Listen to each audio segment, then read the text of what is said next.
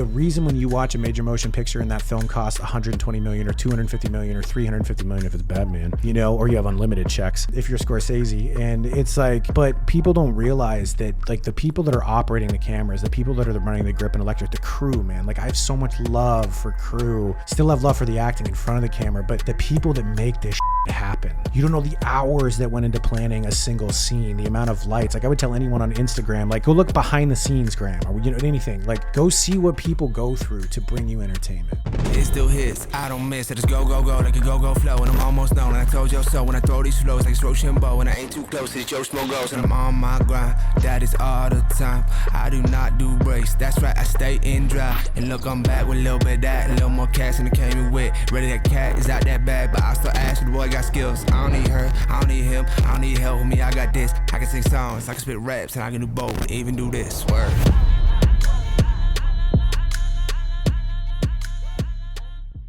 Support for the On the Stacks podcast comes from Montage Planning Partners. Partnerships like this make our community a better place to live and work. That's why Montage Planning Partners is proud to support the important work of On the Stacks. When it comes to financial planning, most financial companies ask, what's your salary? At Montage Planning Partners, we ask, what's your story? We know building the right financial plan means looking at more than just money. That's why we start by asking the right questions, listening to what matters most to you, then guiding you every step of the way to help you live the life you want, now and years from now. Plan your financial story with Montage Planning Partners with Northwestern Mutual, Milwaukee, Wisconsin. Contact Montage Planning Partners today. Visit montageplanningpartners.com for further information and disclosures. This episode is brought to you by Sweat Tent, the pioneers of the portable wood-burning sauna.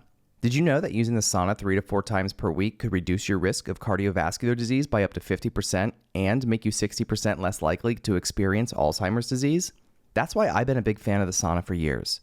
But having to go to a crowded gym to do it isn't ideal. And all the at-home options are bulky and expensive.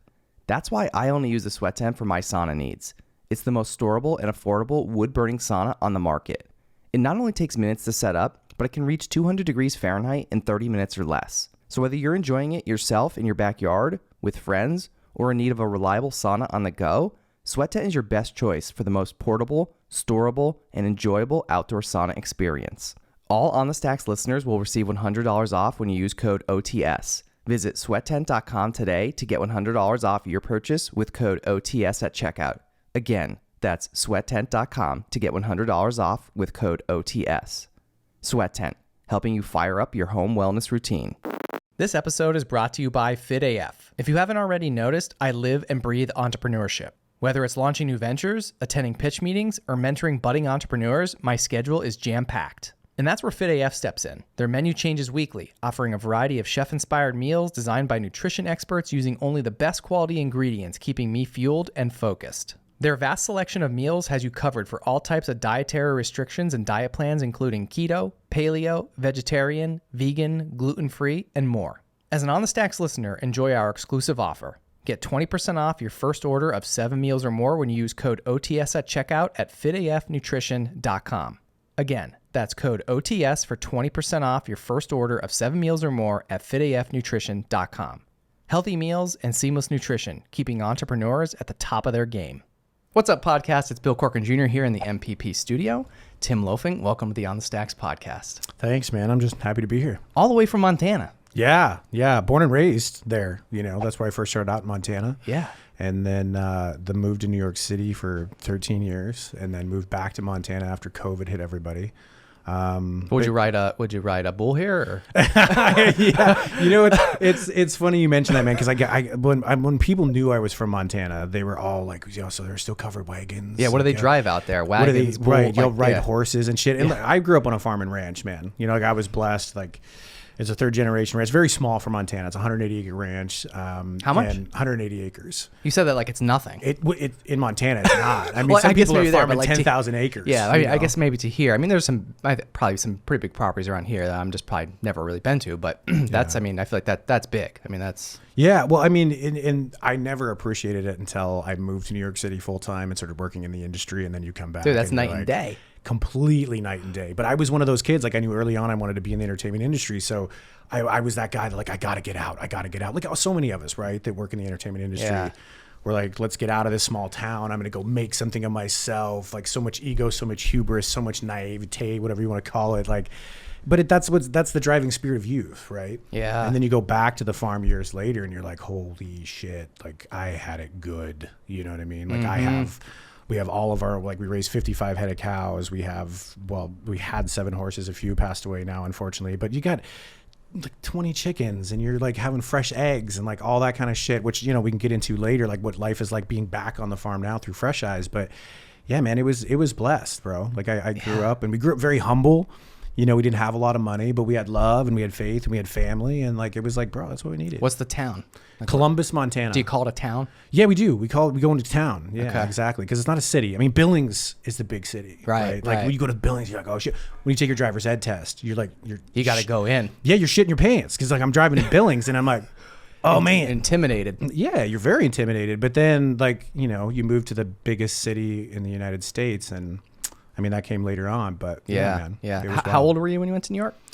So I first went to New York. Oh man, it's so long ago. I got to think about it. I believe I was 19 when I first went to New York. So that started after college, right? And I first got into like acting when I was a young age, which is, it's a funny story. I've been told I have to tell it because it'll embarrass my dad. You know, it's a kind of funny you thing. got to. Yeah. So Dad, if you're out there watching, he'll never. Yeah. But anyway, my dad is very, very old school, blood, like salt of the earth, dude. Hardworking farm and ranch. You know what I mean? Like just the guy worked 2 jobs his whole life. He quit college to come home and take care of the family ranch because my grandfather was like, this is what you need to do, right? So he wanted to be a veterinarian, gave all that up, came home at 19, I think, you know, and started taking over the ranch, got a job, had a family, raised a family, and like, that's what you did, right?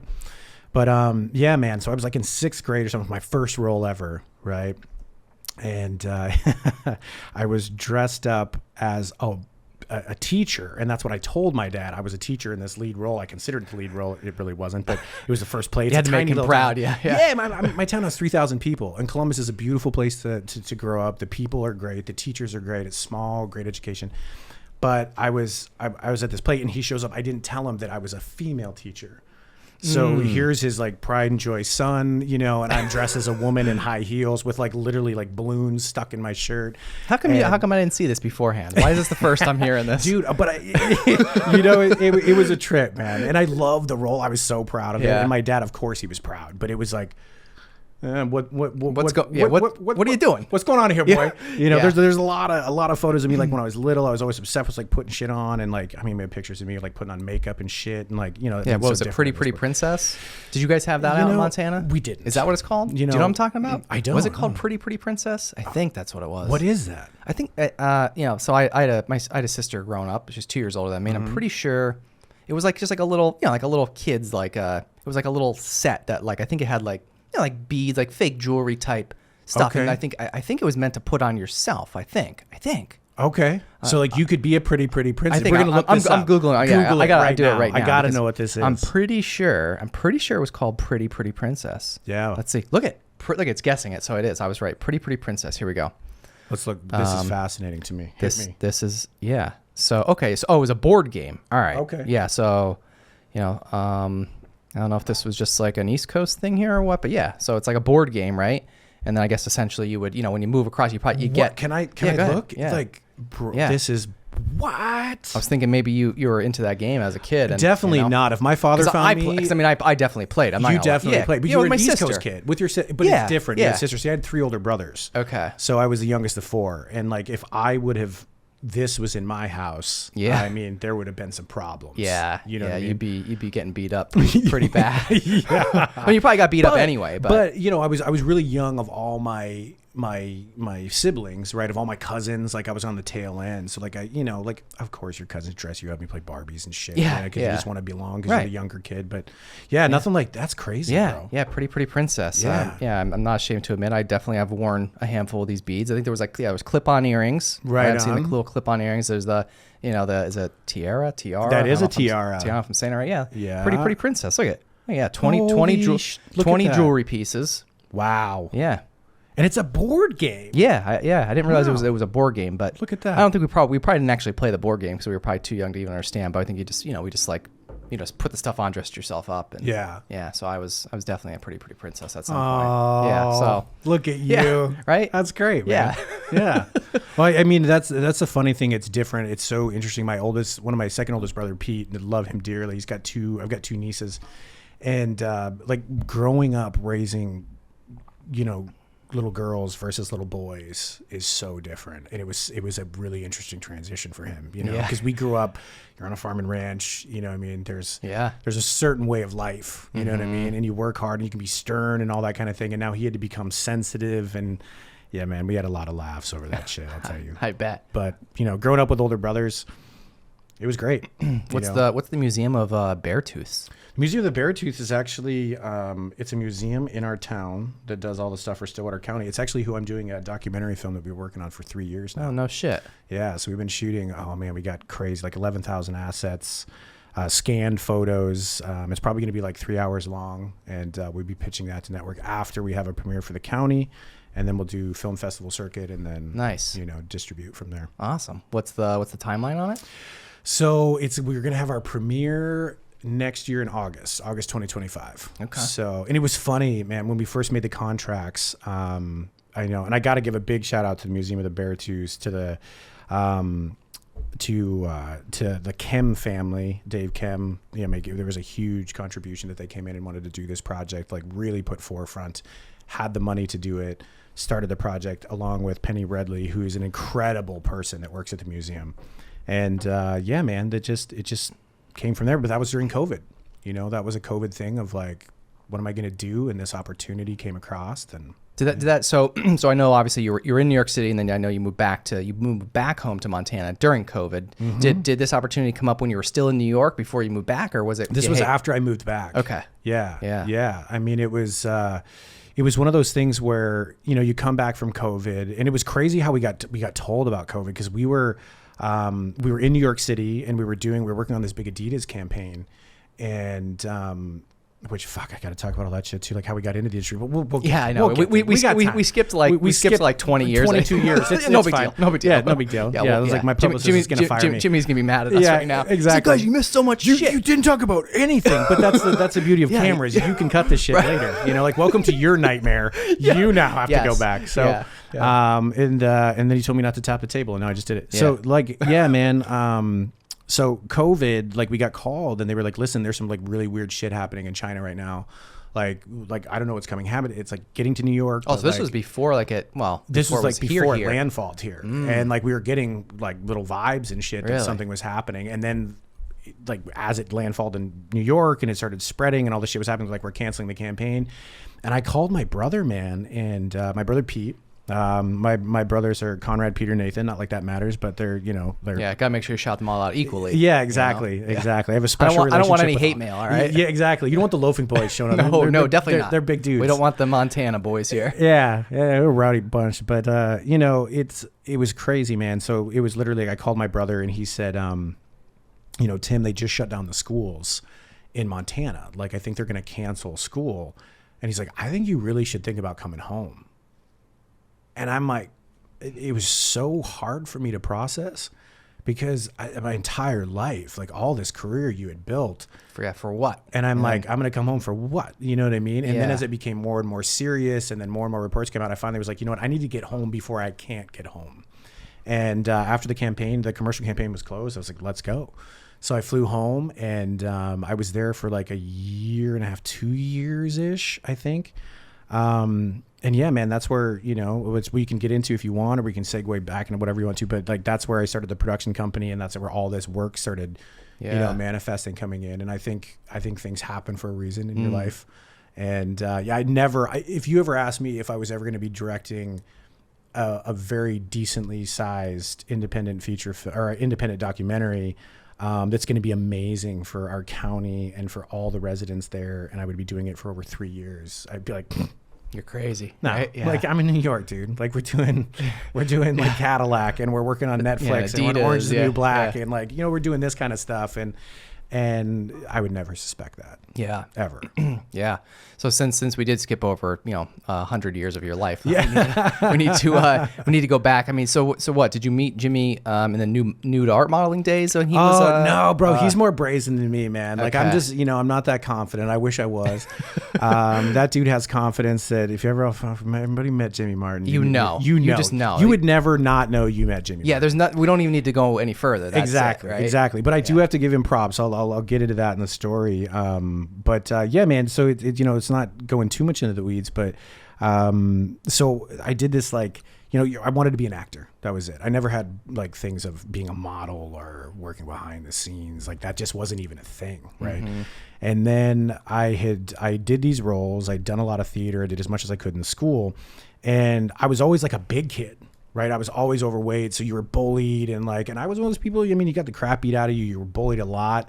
But like you learn to overcome, right? And you just learn to that passion was never going to be taken from you. Because in my small town, it's a sports town, right? Like theater and those things are slowly becoming more embraced. But it was like, do you play football? Do you play basketball? Do you play, all the sports? It's the small town stuff. And I'm sure you can identify. Right. You know what I mean? Yep. So it was, man, it was a trip trying to be an actor and all that kind of shit. And I gave it to my brother Conrad. He heard about this local star search kind of form of star search that was for AMTC, which is the American Modeling and Talent Convention in Orlando, Florida. We're scouting people to go compete at this big thing. And he's like, I called you in and made an appointment. And I freaked. I'm like, what? Because like I said, I was a big kid. I was always out of shape. And then in my junior year, I grew 4.5 inches. All of a sudden, I was skinny. I was growing into my bones. I didn't have a double chin. Now I have got one again. But, it was different. For the first time, I was like, wow, you're not a bad looking dude. Mm-hmm. And you got to believe in yourself and all that shit. So you're transitioning all of that, because we're always so hard on ourselves. And it only became worse once I got into the modeling industry. The self-doubt, that's a crazy ass industry, man, which we'll talk about. But dude, so I went and did the search and they were like, we want to bring you into modeling and you can sing and you can, do acting. And so you go sign up for all these competitions and it was a lot of money. It was the big pay to play, and remind me to talk about that later on. The journey in New York of actors, there's certain things that I would say is a really great idea. There's certain things that I'm like, if you can afford it, yeah, you know what I mean? Right. But so my family, bless their heart, my parents had so little and it cost a shitload of money. We're flying down to Florida. You have to stay at the World Convention Center. It's a big deal. And they paid for me to go, man. And that's where I got the bug. I actually won one competition. I got scouted for some modeling. And I did my first callback for a major motion picture for National Lampoons. And that's where I really caught the itch of I want to do this, And I'm like, Mom and Dad, I want to move to New York. And they're like, you're not moving to fucking New York. You're a kid in high school. First of all, kid, we ain't got that kind of money. You know what I mean? But I had all these grand illusions, right? But that's how I knew, they're you're going to finish high school. You're going to do the things you need to do. And so, yeah, man, I worked my tail off, got great grades, just put in the work and so that I could make sure I went to college. And, I went to school at University of Mary in Bismarck, North Dakota, where I had amazing memories. I really started to fine tune under great direction under Nita Ritzky and Bev Hushka. And, Jamie Meyer was a huge part of that. Mike Chosey. They helped formulate and tried to help me grow up, but I still was so dumb, man. I've slowly transitioned. I was in that Peter Pan moment, Neverland, right. I'm a young buck and I'm going to just experience all of life. Bro, grow up. Looking at it now, it's just and they always told me you're so, Tim, you have so much potential, but you're young and dumb, Mm-hmm. But that's youth, man. It's a youth confidence. And I think that's good though. I often say, and one of the stories I typically share when talking about something like that is when I started this podcast, 4 years ago, I went into it not knowing anything, but same thing, I'm gonna kill it, I'm gonna crush it, I want to do this, and I'm blah blah, right? But I went into it kind of naive, but also because of not knowing, I didn't know anything, zero, I didn't know how to edit anything, I didn't even have a plan, I didn't even have anyone put it together, right? Exactly. But the plan just came together, and I think, whatever it is that you're trying to pursue, I think sometimes you gotta, if you think too much about it beforehand, or maybe if you know too much. I'm not saying go into anything completely blind and just, you know what I mean. But I think so if when you think about it and do too much research, you end up talking yourself out of it. And that's smart advice, man. You know, because you're 100% right. Because had I, again, what I know now. How'd you know? Right. What I know. It would be this hard. You might have been like, never mind. Yeah. Once again, if when you realize, once you finally figure out like, oh shit, like it's gonna be that hard, then a lot of times people just quit. You know what I mean? They so do. I think, going into something, it's like, I kind of rather go into it not knowing as much. And knowing enough to be dangerous, but. Yeah, man. I mean, I think sometimes it's like God only gives us what we can handle, right? And I believe it's true. Like you're young and dumb, but it's good. Yes. And that's a really good point. Had I known, you probably wouldn't have done it. I probably would have done it. I right? mean, I would have never moved. I went to University of Mary, and I got a lead as a freshman, and then like my biggest role was I was Higgins in My Fair Lady. That was my first musical, but like surrounded by so many amazing people. The only regret you have is like I wish I would have just absorbed that in, like knowing like how wonderful they were. I could have just soak that in. So if I could give anyone advice in that college of like, stay humble, lose the ego, lose the hubris, but sometimes it's not possible. The youth's confidence, right? But yeah, man, it was so good there, But had I ever thought from there, after I think it was my sophomore year is when I spent my first summer in New York. And that's when I first came to the city. And like, that was the eye opener. And we'll talk about that a little bit later of like reality check of what this industry is. Yeah. And then knowing what I know now, working with studio executives and, everything underneath the sun, I learned a lot. Let's just put it that way. I could tell by the look on your face. Yeah.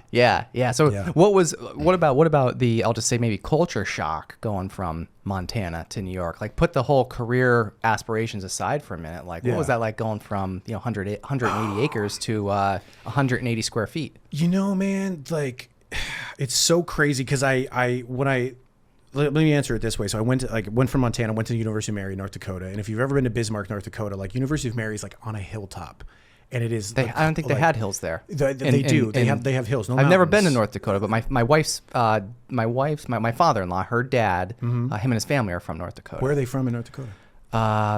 Oh God, don't kill me. Minot, I believe. Oh, Minot. Yeah. Why not Minot? Why not Minot? Yeah, bro. Yeah. We had a lot of good friends in Minot. And I have a buddy that is underground. He launches nukes if we get attacked. Oh, hey, that's a good buddy to have. Yeah. Maybe we exchange details. They got the same shit though in Great Falls in Montana. They got that other site too, which is sometimes comforting but spooky at the same time. Right. But yeah, man. But dude, Bismarck is cold as hell. Have you been in North Dakota? No. I'm telling you, I need to go, don't I? You do need to go because it's got the most unbelievable tundra you'll ever see in your life, and amazing people. Like North Dakota has wonderful people, and it's funny, man, because Montana always made fun of North Dakota, and North Dakota always made fun of Montana. We always had these like North Dakota jokes, the rivalry. Yeah, and then you get there, and they're like, "Oh, you're from Montana? All right, come on out back, I got boy. I got something for you." Yeah, and it's like all the jokes we told about them, and that was fun, man. But yeah, I was there and had great experiences. I was a chaplain of the football team, which was like a whole trip of like of just complete like fun but debauchery in my life of all these lessons you have to learn about like just looking back I'm like, oh shit, I'm so glad people were patient with me. But to get to your question is then it was like when I went that first summer, right? And I'll tell you, man, like the very first summer I went, I wanted to study method acting. And that's where I got into it. I was like, I wanted to study so I did all this research and I bought this book that was from Tom Logan that advised actors, and Tom's an amazing guy too. We went to, when I just remember my buddy called and said, "Hey man, we have an apartment on the Upper East Side."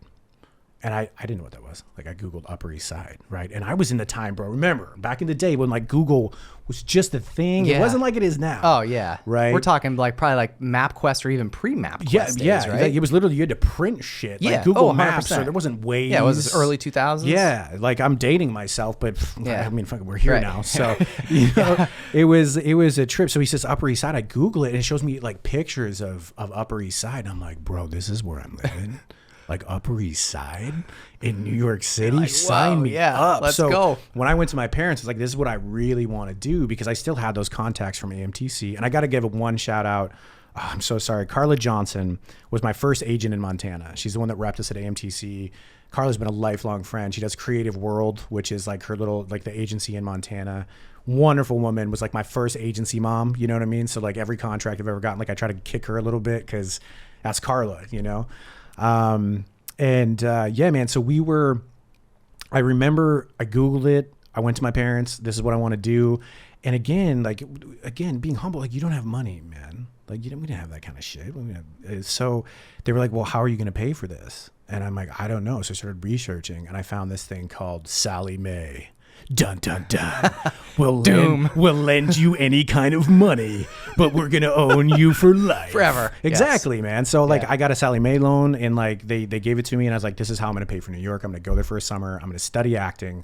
I'm going to get serious about this shit, which it really, really was great to be immersed in the culture. But the shell shock, like you talked about, I remember I was in the cab, and, like, I hope everyone, if they watch this, they're laughing at me, like, haha, Montana, you know.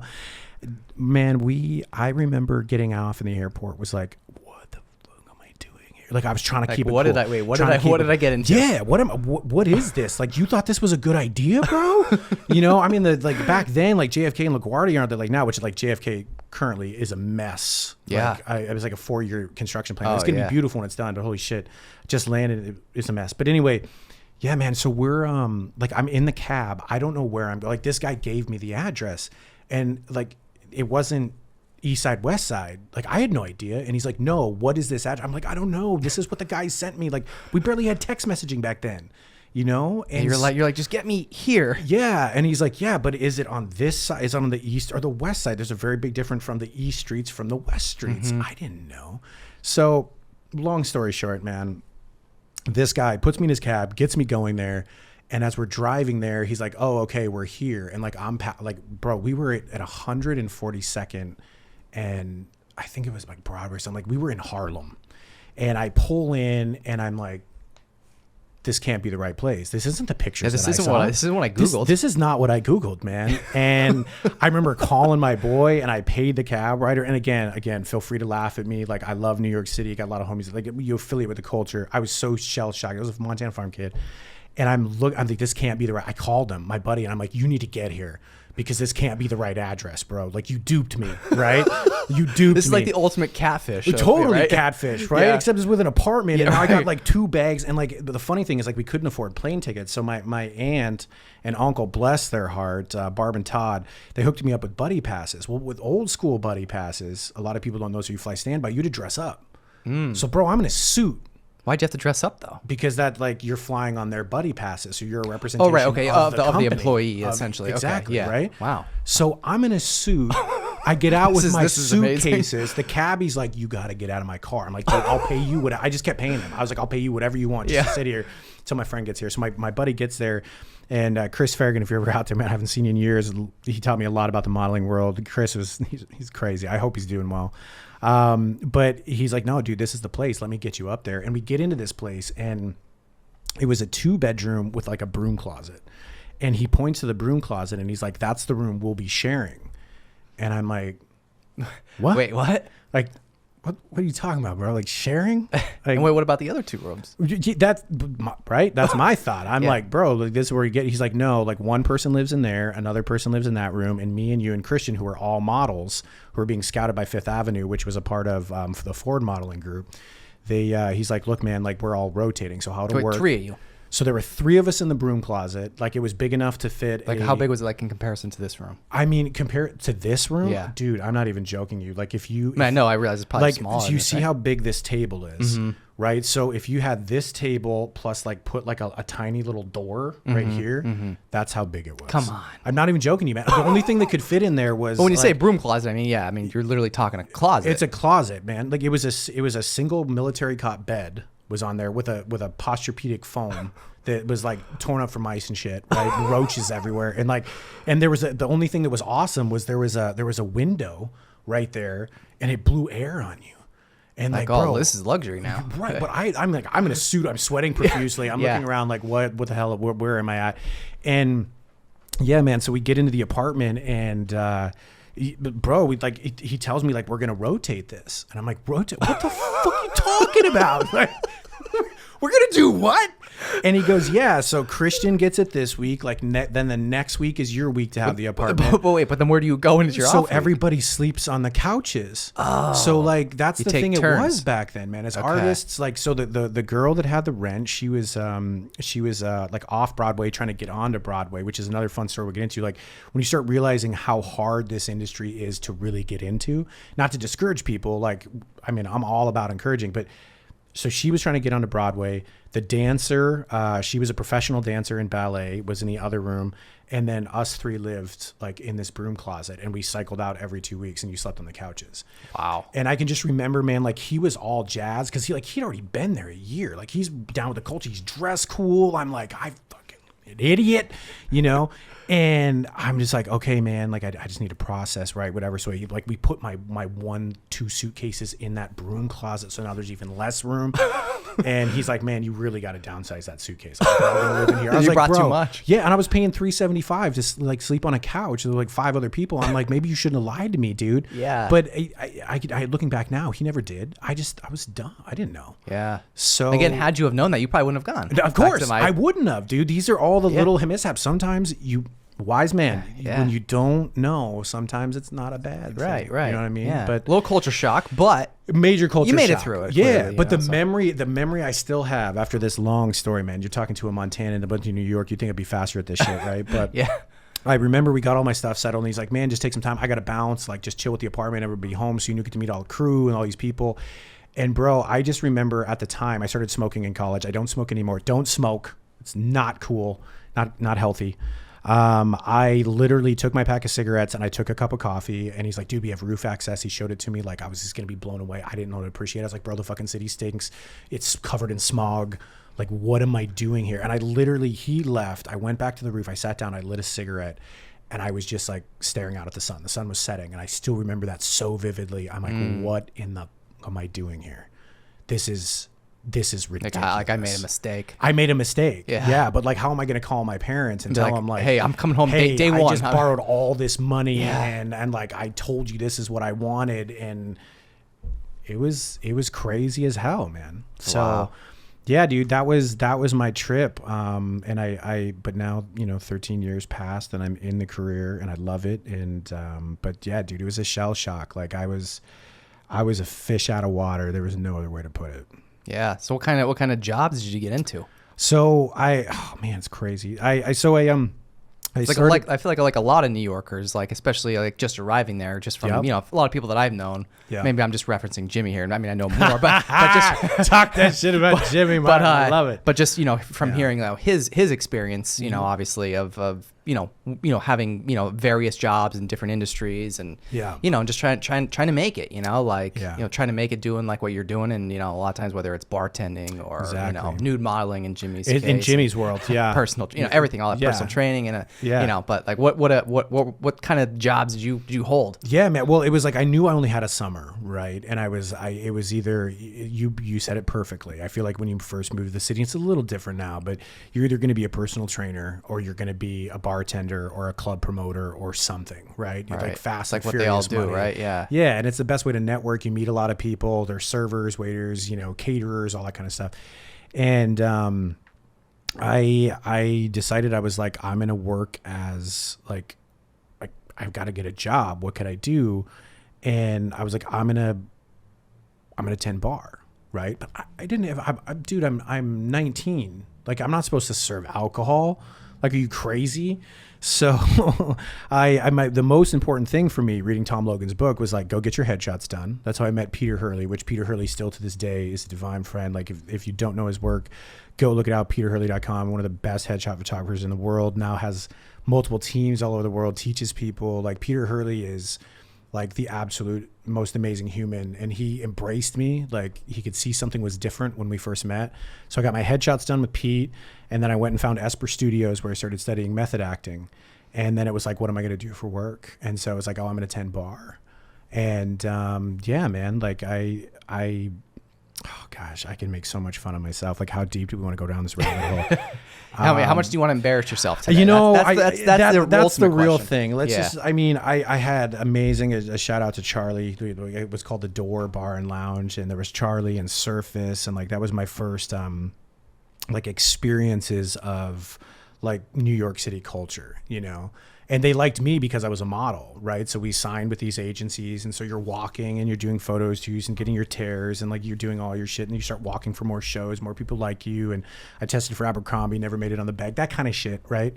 But you know, you're trying to build this career and this network. And what I found most rewarding was studying at Esper Studios, because I really, that's where I first got into what was like breaking down the wall, using the Meisner method as an actor. And it really spoke to me. I looked at Stella Adler, I looked at Strasberg, like those were the three mains, right, at the time, coming off of, you know, Stanislavski and all that. And it was, yeah, man. So I met so many great people there. And that's where I started to like find my team, right? And I started to like, okay, I'm feeling a little bit more at home. You know what I mean? Yeah. But that was where, as an actor, I can say I had my first major breakthrough emotionally connecting to something. And when the floodgates open, Bill, I mean, I was a mess. It was like a person going to therapy for the first time, right? And I'll never forget, it was the repetition drill. And again, if I'm going into too many details, you just cut me off, dog. Like, All right, that's enough. Okay. I'm kidding. Such a good I had story. to. I couldn't not. You could not. I couldn't. Yeah. I appreciate you. I had to. Yeah, man. In that scene, it was like the repetition drill, and again, what as actors find the method that works for you. Esper is what spoke to me. But the drill was to imagine like you have a task, right? And you have to complete that task, but make that task very emotional to you. And then your partner comes in to like interrupt his whole goal, his task, you know, which evolves into scene work, which is a whole bunch of other shit, but he needs to disrupt you. He needs to get your attention. And the thing that I tapped into was like my cousin, Justin, who is like my brother. I grew up very close to him. And I imagined that he had gotten like in a severe car accident. And the doctor told me that, like, look, the only way he's going to get his memories back is if people start writing back your most fond memories.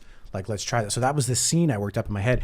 And, bro, I started writing. And it was like, you saw, and I mean, the waterworks. And I just remember my partner came into the room, my scene partner, and he looked at me and, like, he just freaked. And finally, thank God, the professor, the teacher was like, give him his moment.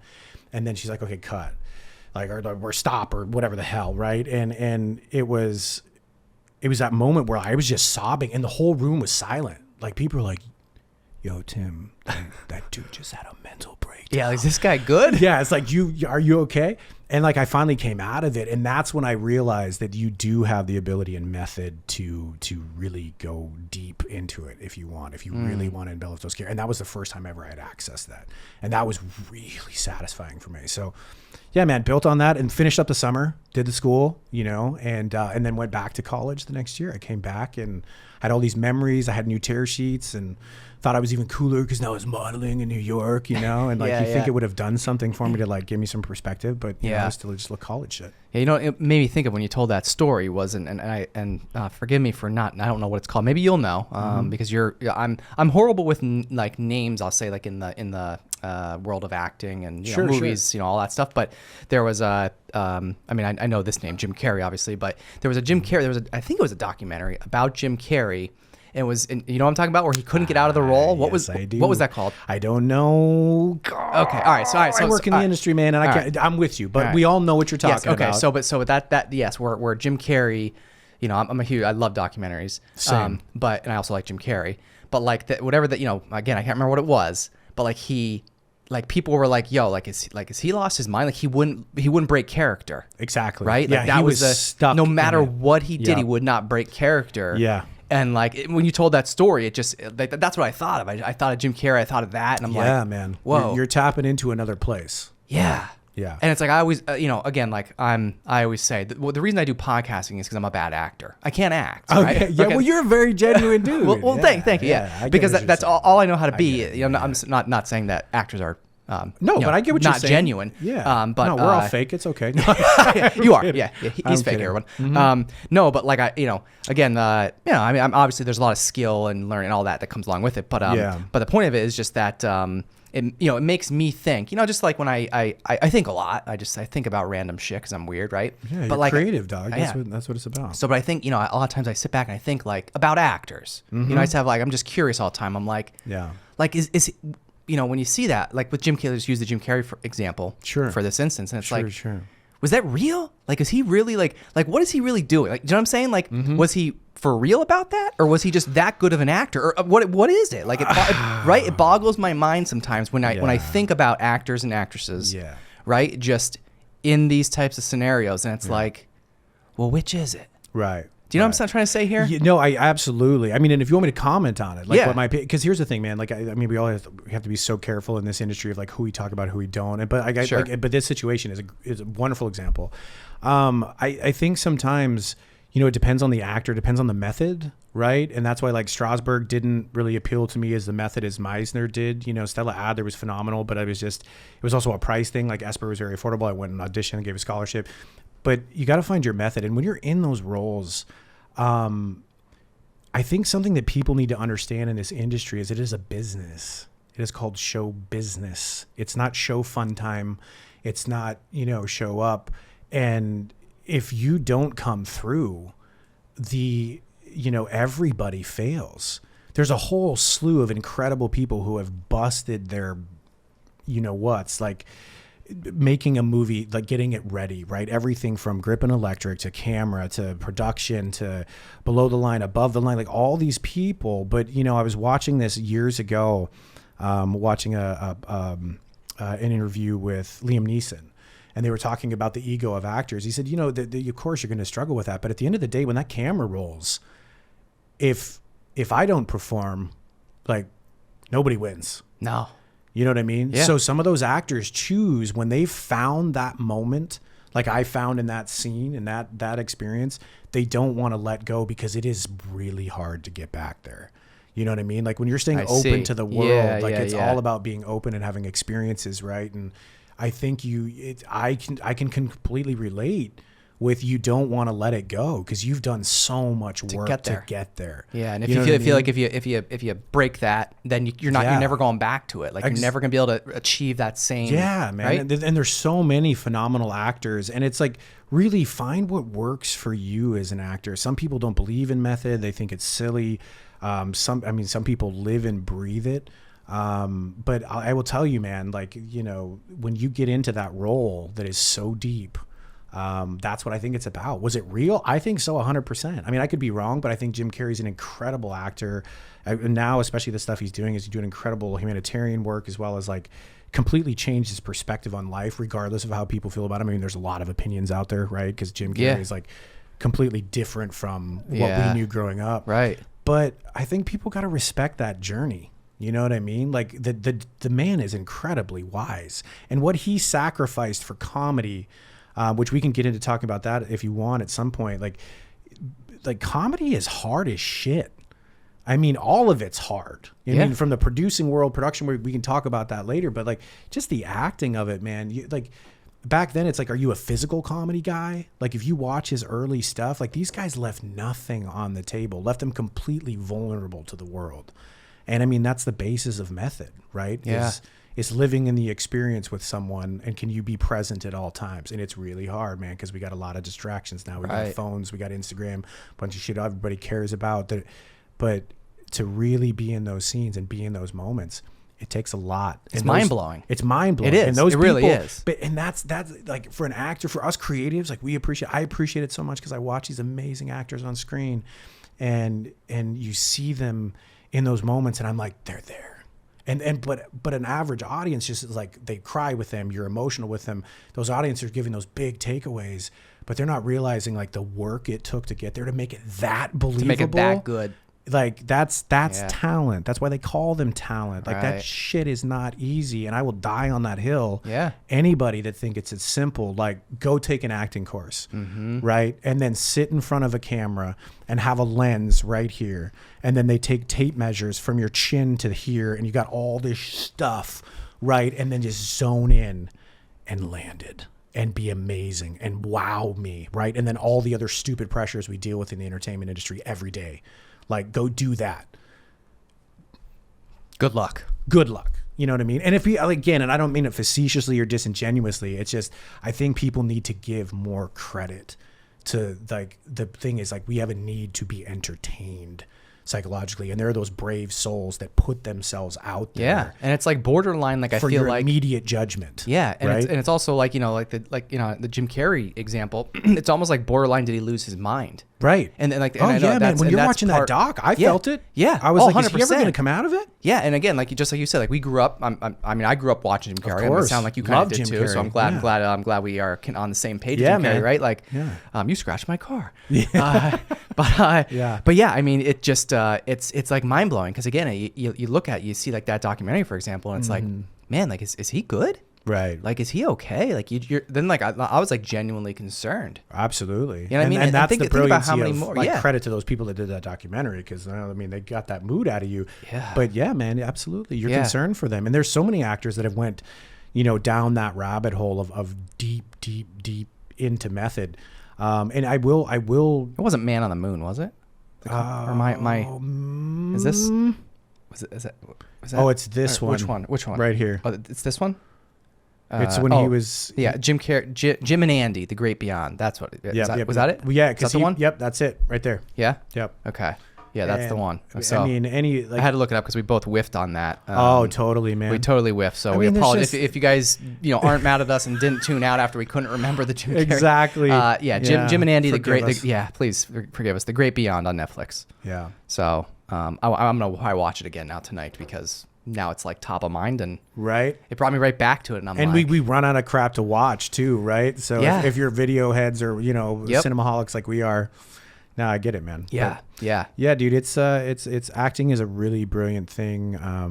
Have so much respect for people that do it, and that's what promoted me into my second summer. Why I went to study at the New York, Conservatory for Dramatic Arts, because I wanted to keep tapping into that, creative side of me, and yeah, man, it's a trip. Yeah. Sorry. So after that little breakthrough that you had, breakthrough or Yep. breakdown, whatever we want to call that, right? Like what Yeah. was the next thing for you? So like, again, you went back to college, but then I knew I wanted to go back the next summer, right? Like I got to go back and keep doing this.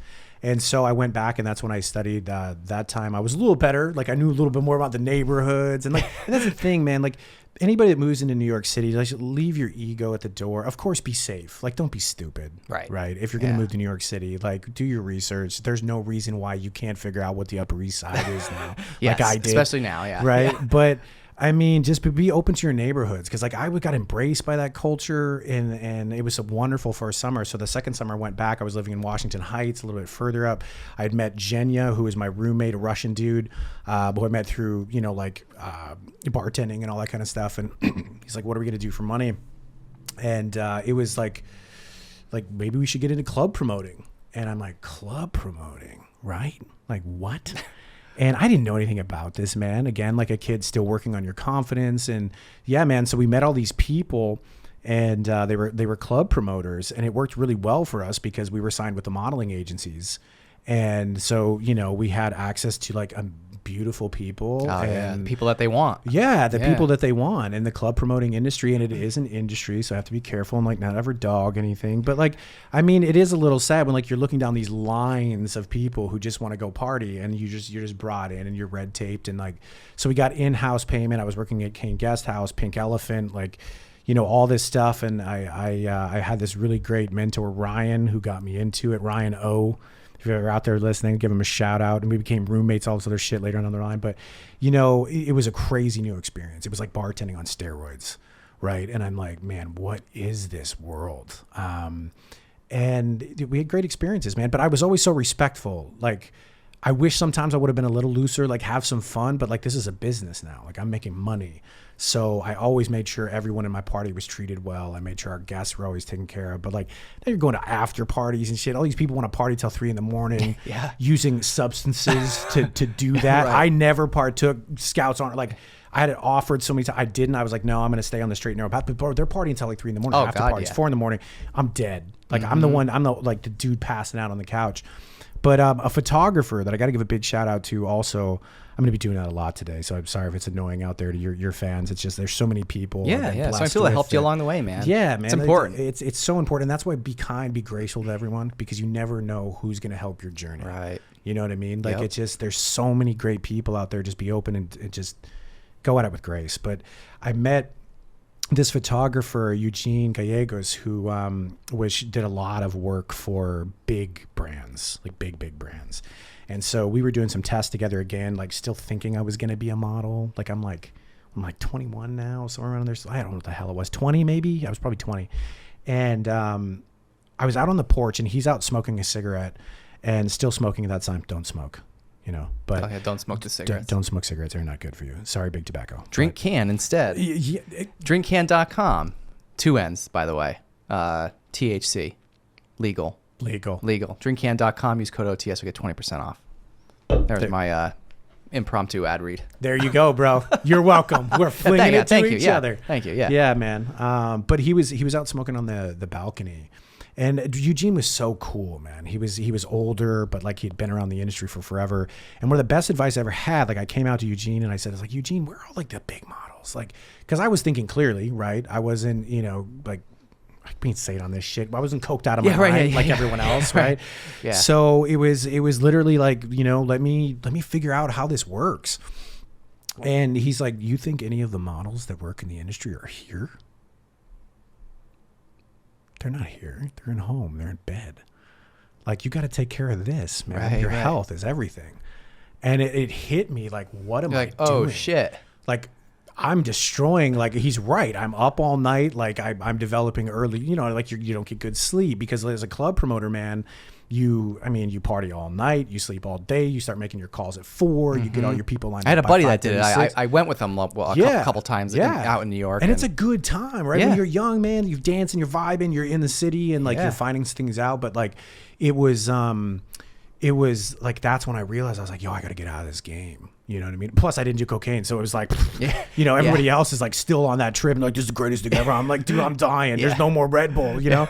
But it was crazy, bro. So that's when I realized like that summer, one of the best things that happened to me again is giving a shout out. I went and studied at the New York Conservatory for Dramatic Arts and unbelievable school. I think it has a different name. When I went there, it was like the New York, now I'm failing you, Bill. It wasn't called the New York Conservatory for Dramatic Arts, but it was a school. I think it was the School for Film and Television is what it was called.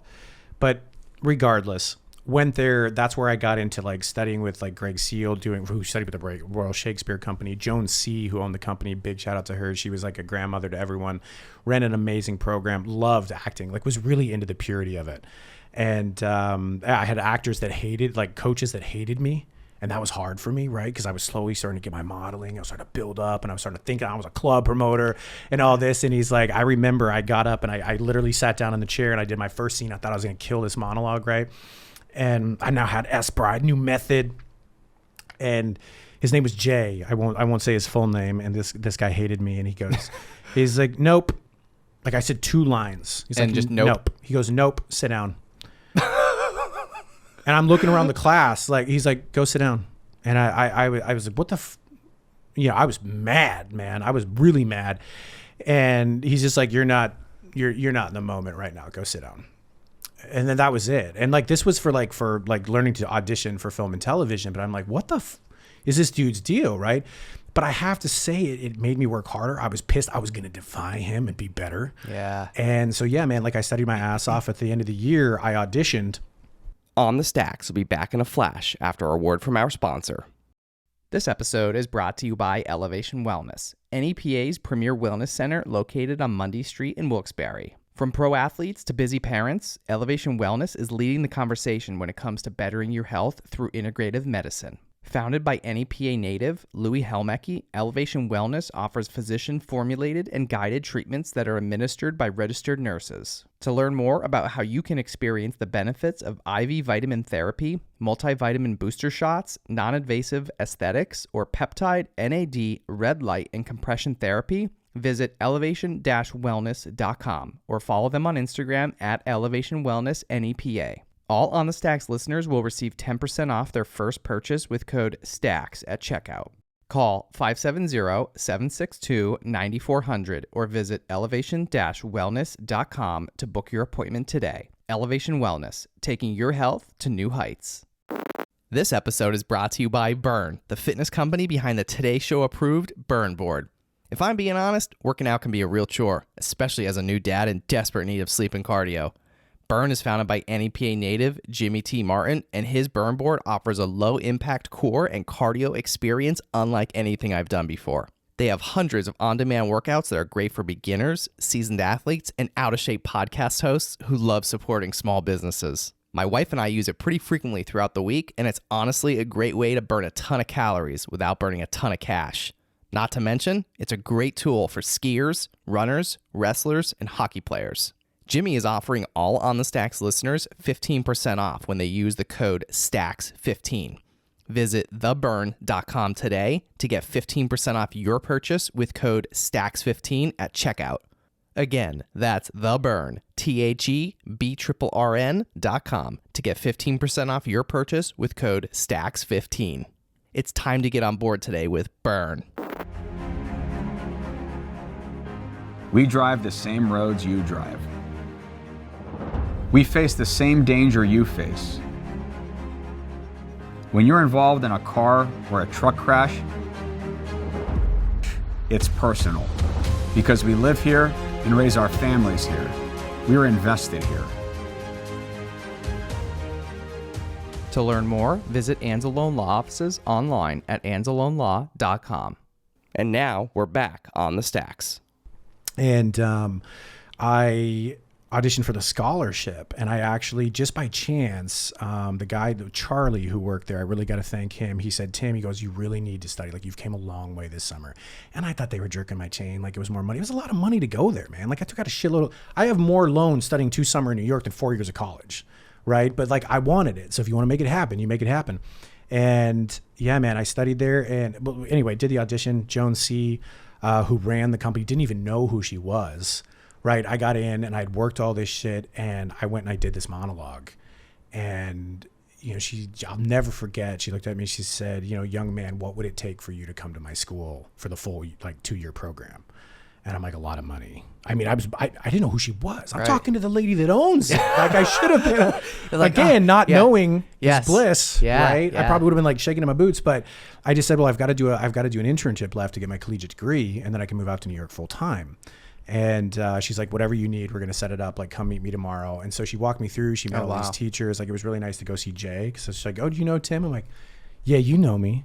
You're the one that made me sit down earlier that year. Yeah, he's like, nope. That's what he said. Nope.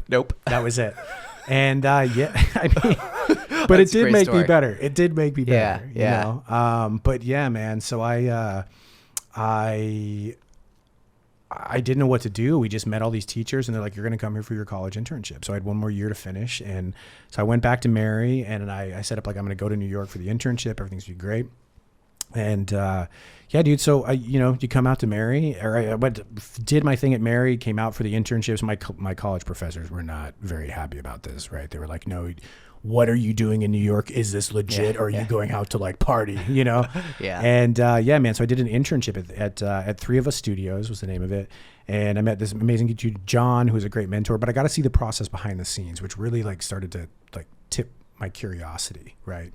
And after the year, like, that year was done, I made the really difficult decision. The internship was up, and I sat down with Joan, and they were like, you're ready to sign up for the 2-year program. And I said, I'm not going to do the 2-year program. Still to this day, it still breaks my heart a little bit when I think about it, because I know she did so much, like, you know, to set that up, you know what I mean? She really was rooting for me, but I just knew, like, the 2-year program wasn't for me. And a lot of it was financial. You know what I mean? Like, I just couldn't afford. I'd taken out all these loans. And even with the help of them, right? And had I been smart, this is a little tip for actors, like, go ask if there's scholarships. There might be. I didn't even inquire it. I felt so indebted to her that I couldn't ask for more. And I was like, I cannot afford this. I just can't. And I'm so incredibly sorry. And it was like ripping off the Band-Aid. Like, I love Joan. Like, Joan was, like I said, everybody's favorite grandmother, but, like, profoundly, she was like a Meryl Streep, dude. Like, that kind of persona, just grace, right? And yeah, man. So I went back and finished up college, and then that's when I knew, like, I came home for a summer, and got back to ranching, right? I was like, I'm back on the ranch. Back on the bull. Yeah, man. Well, funny part is we started rodeoing. Like my brother was a team roper. Okay, here we so go. he Okay. was like, For real. Yeah. here's the next journey, right? And Yeehaw. like, Yeah. man. So we like my brother. How come you was- don't have a cowboy hat or something on? Is Well, that stereotypical? It is that a like little stereo- yeah. stereotypical. I mean, I love my straw hats. I love wearing my cowboy hat, but it's just like sometimes it's unrealistic. Here's the thing people need to know about cowboy hats. Like New York is windy as shit, man, and it's hot. Yeah. All right. And Too cowboy hot. hats don't stay on in the wind. And I mean, it's like I'll always have that cowboy culture, like little like fun little note to my childhood. One of the best presents my dad ever got us. Like I said, we didn't have a lot of money, but I don't remember how old I was. I was either 6 or 8. My dad, God, he did so much for us. I'm busting his ass. My mom too. And he worked for this guy that had a lot of horses, like really nice horses. And he wired all of their fancy barns and shit, right? And this guy let him exchange the work for 4 colts, and not anything nice colts. I mean, he was like, you can have the dregs because that's all, you know what I mean? And my dad, bless his heart, we walked out for Christmas that year, and like we have 4 colts. Wow. And like we have 4 horses. And I was like, that's how we started our horse herd, but all of us boys had to train one. So yeah, man. So now, fast forward, I come back that summer after graduating, and I'm roping, and my brother's already good at it. Like Pete's always a better and better roper. Man, we go to like ranch ropings, and you're like, you go to your family to help brand and stuff, and it's like he's always better. You suck, Pete. But like, dude, we started rodeoing or like trying to rodeo and like just embracing the culture. And this is where I have to give fortitude to my mom, man. She's always been such a rock in my life. And people out there, like if you're blessed to have parents that really like believe in you, even when they're like, hey, how's the acting thing coming up? Yeah, and they're like, are you doing okay? Yeah, financially? How's all that debt, son? Yeah. Like, Yeah. They, like, my mother came to me, and she knew at the end of summer, everyone was like, are you going back to New York? Are you going back to New York? And I was so indecisive. I said, I don't know. I don't know if I'm going to go back. And she was the one that like forced me. She was like, I bought you a ticket. Go back. You are going back. That's and I had cool. made all these connections already. There were people who were like, dude, come live with me. We'll be in the apartment. We'll be together. Yeah. And I think there was some reluctance in that. I give it to my mother. Like if I ever reach the goals where I eventually, I mean, we all have our goals of being in the entertainment industry. It would be that moment from my mom when she said, you need to go back. That's really cool. Because, yeah, man, she could see it. I was getting too comfy. She didn't want that from me. She knew how much I loved it.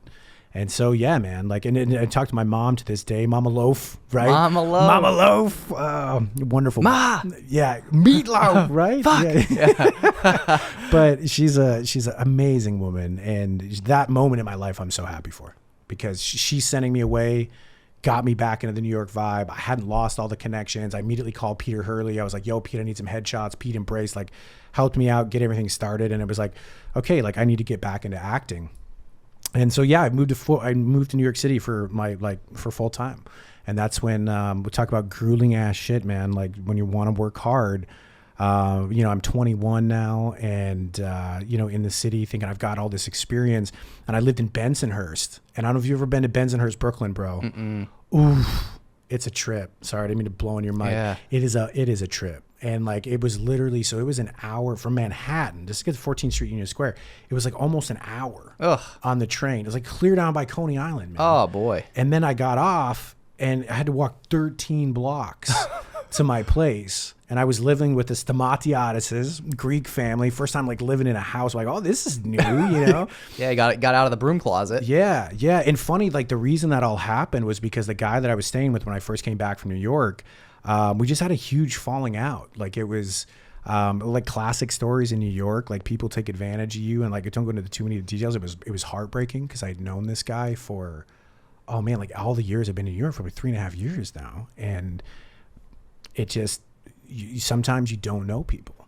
And it was like, I clearly need to get out of here. Like, and I had a great friend that helped me, like move to the middle of the night, moved to Bensonhurst. Really? And it was like, it was crazy, man. But like, I had to get out of that situation. It was getting really bad. Yeah. And, yeah, bro. So I moved in with the Stamatiadises, learned how to dumpster dive because, bro, in Bensonhurst, any of you kids moving to New York and you want to live that far out, God bless. But in those neighborhoods, they throw away stuff like nice shit. I mean, they got nice couches. And I'm not above that, man. Like I told you, we grew up humble, right? Yeah, right. So, I mean, we're walking around. I furnished my whole place. with from all a of dumpster. well, I mean, it was from the dumpster. They put it out on the curb to be Right, taken away. right. And so I'd be walking home, and that's where I got into the job that led a long time. The one thing I got to give grace to the baddie that I mentioned, my friend that we had a falling out, he got me into personal training. And he's like, Tim, you don't want to be a club promoter. You don't want to be this. Like, why don't you be a personal trainer? And I didn't really take it seriously, but that was a whole journey that like propelled my life into a whole nother thing, you know? But yeah, man. So furnished the whole place and like found my feet, and yeah, that's when I started my New York journey, was like ready to begin. And it sucked. I mean, it sucked at the beginning. Like it was terrible. I mean, like literally my commute, because I was hired at New York Sports Club in Hoboken, New Jersey. So my commute was over an hour and a half. And then I was a new trainer. So they're like, well, you have to open the gym. And I was like, well, what time does the gym open? And they're like 6 a.m. Well, if y'all know anything about New York, things ain't running on express on that time, homie. No. So, you know. You had long days. Long days. So, like, I would leave my house, like, around 2:33 a.m. I would, like, get to the place, if it was open or not, depending on the train schedule. I got there early. I found this, like, awesome little bodega. It was just, like, as I tell people, go explore cultures. You'll find amazing people. They became, like, a family for me as I worked there. And yeah, man, I'd get my coffee and shit, just wait till the dude was there to open up, and then I'd have to be there to like greet people early as shit. But that's where I met Mitch O'Hurd, who's been a dear friend of mine, amazing artist, band Josie, but also he has his own stuff.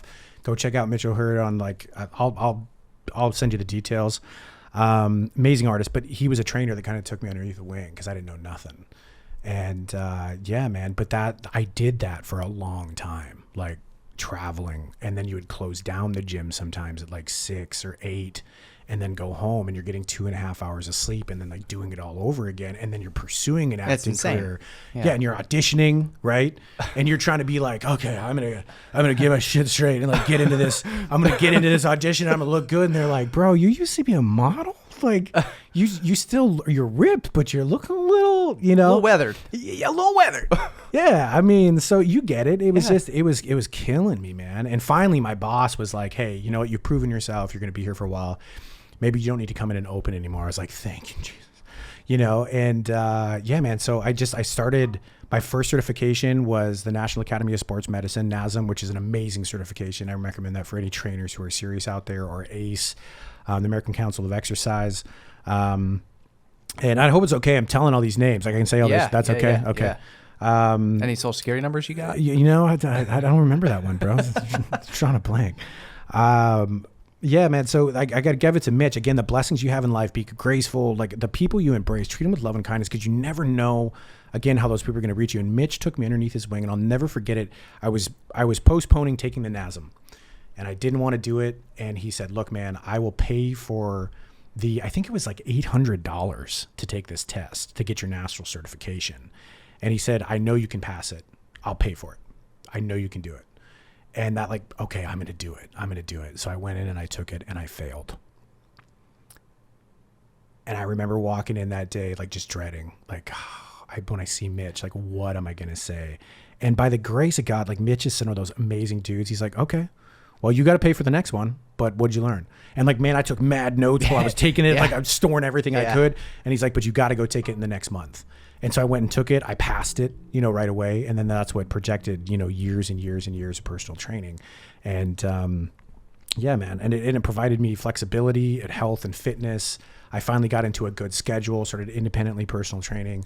And that's where I met Jimmy T. Martin, man. That was it. That's how I met Jimmy, was personal training. That's it. Yeah, the Jimmy T. Martin. The Jimmy T. Do you know what the T stands for? Thomas? Trustworthy. Nice. Jimmy's going to watch us and be like, you're the worst. But he actually said, I think we've joked about that before, so he's going to be proud of me. He's going to be very proud of me. He'll probably be proud of that plug, man. Definitely. Yeah. Well, how long have you known Jimmy?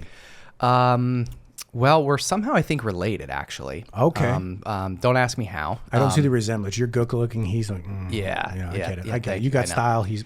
Yeah. But yeah, so I think we've known of each other's families forever. But long story short is, I I did martial arts, but I started when I nice. started karate. I originally started his grandfather. I don't know if you know, his grandfather owned a martial arts studio here in the area called Martin's Karate. So I did karate there for a couple of years, and I ended up transitioning to a different karate school where I went on for like I did karate for about 10 years. Yeah. So him and I we never met up until actually a few years ago. Okay. The first time we met, believe it or not, was on this show. We actually met. Literally. Oh. Yeah. That's wild. So I think Yeah. we've known of each other for or at least the family names. Do you know what I mean? But yeah. So it was Jimmy was on the show. The first time he was on this show was audio only, actually, because this wasn't always full video. Right.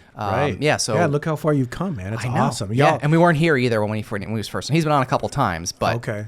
You deserve some credit, man. What you've you. built here is really beautiful. Thank like you. I've done a lot of this stuff and been around a lot, and it's like you yes, put it. I know, and you've been around some serious shit. So Serious it means shit. a lot coming from somebody like you. So I really I mean it appreciate that, sincerely. because you're. My equipment here is pennies compared to the shit that you're around. Hey, man, you're out there trying Yeah. to do creative and share with the world, man. That's what it's about. Yeah. So we met. We like officially met when he came on the show. It was just I had somebody else on.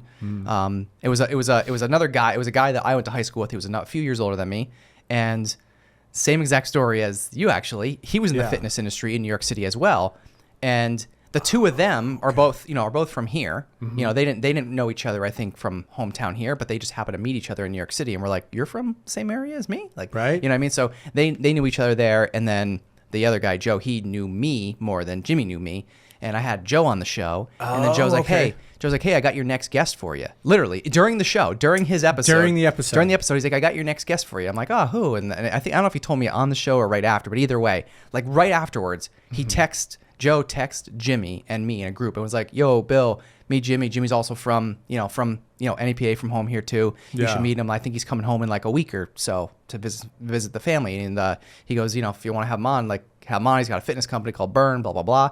Wow. So a week later, then Jimmy came on the show, and well, the rest is history. The rest is history. That's Jimmy. Oh, yeah, wow. Yeah. But even crazier, actually, I'll just go back even just one other crazy little story is my grandfather and his grandfather were paratroopers in the Korean War together. That is wild. Yeah.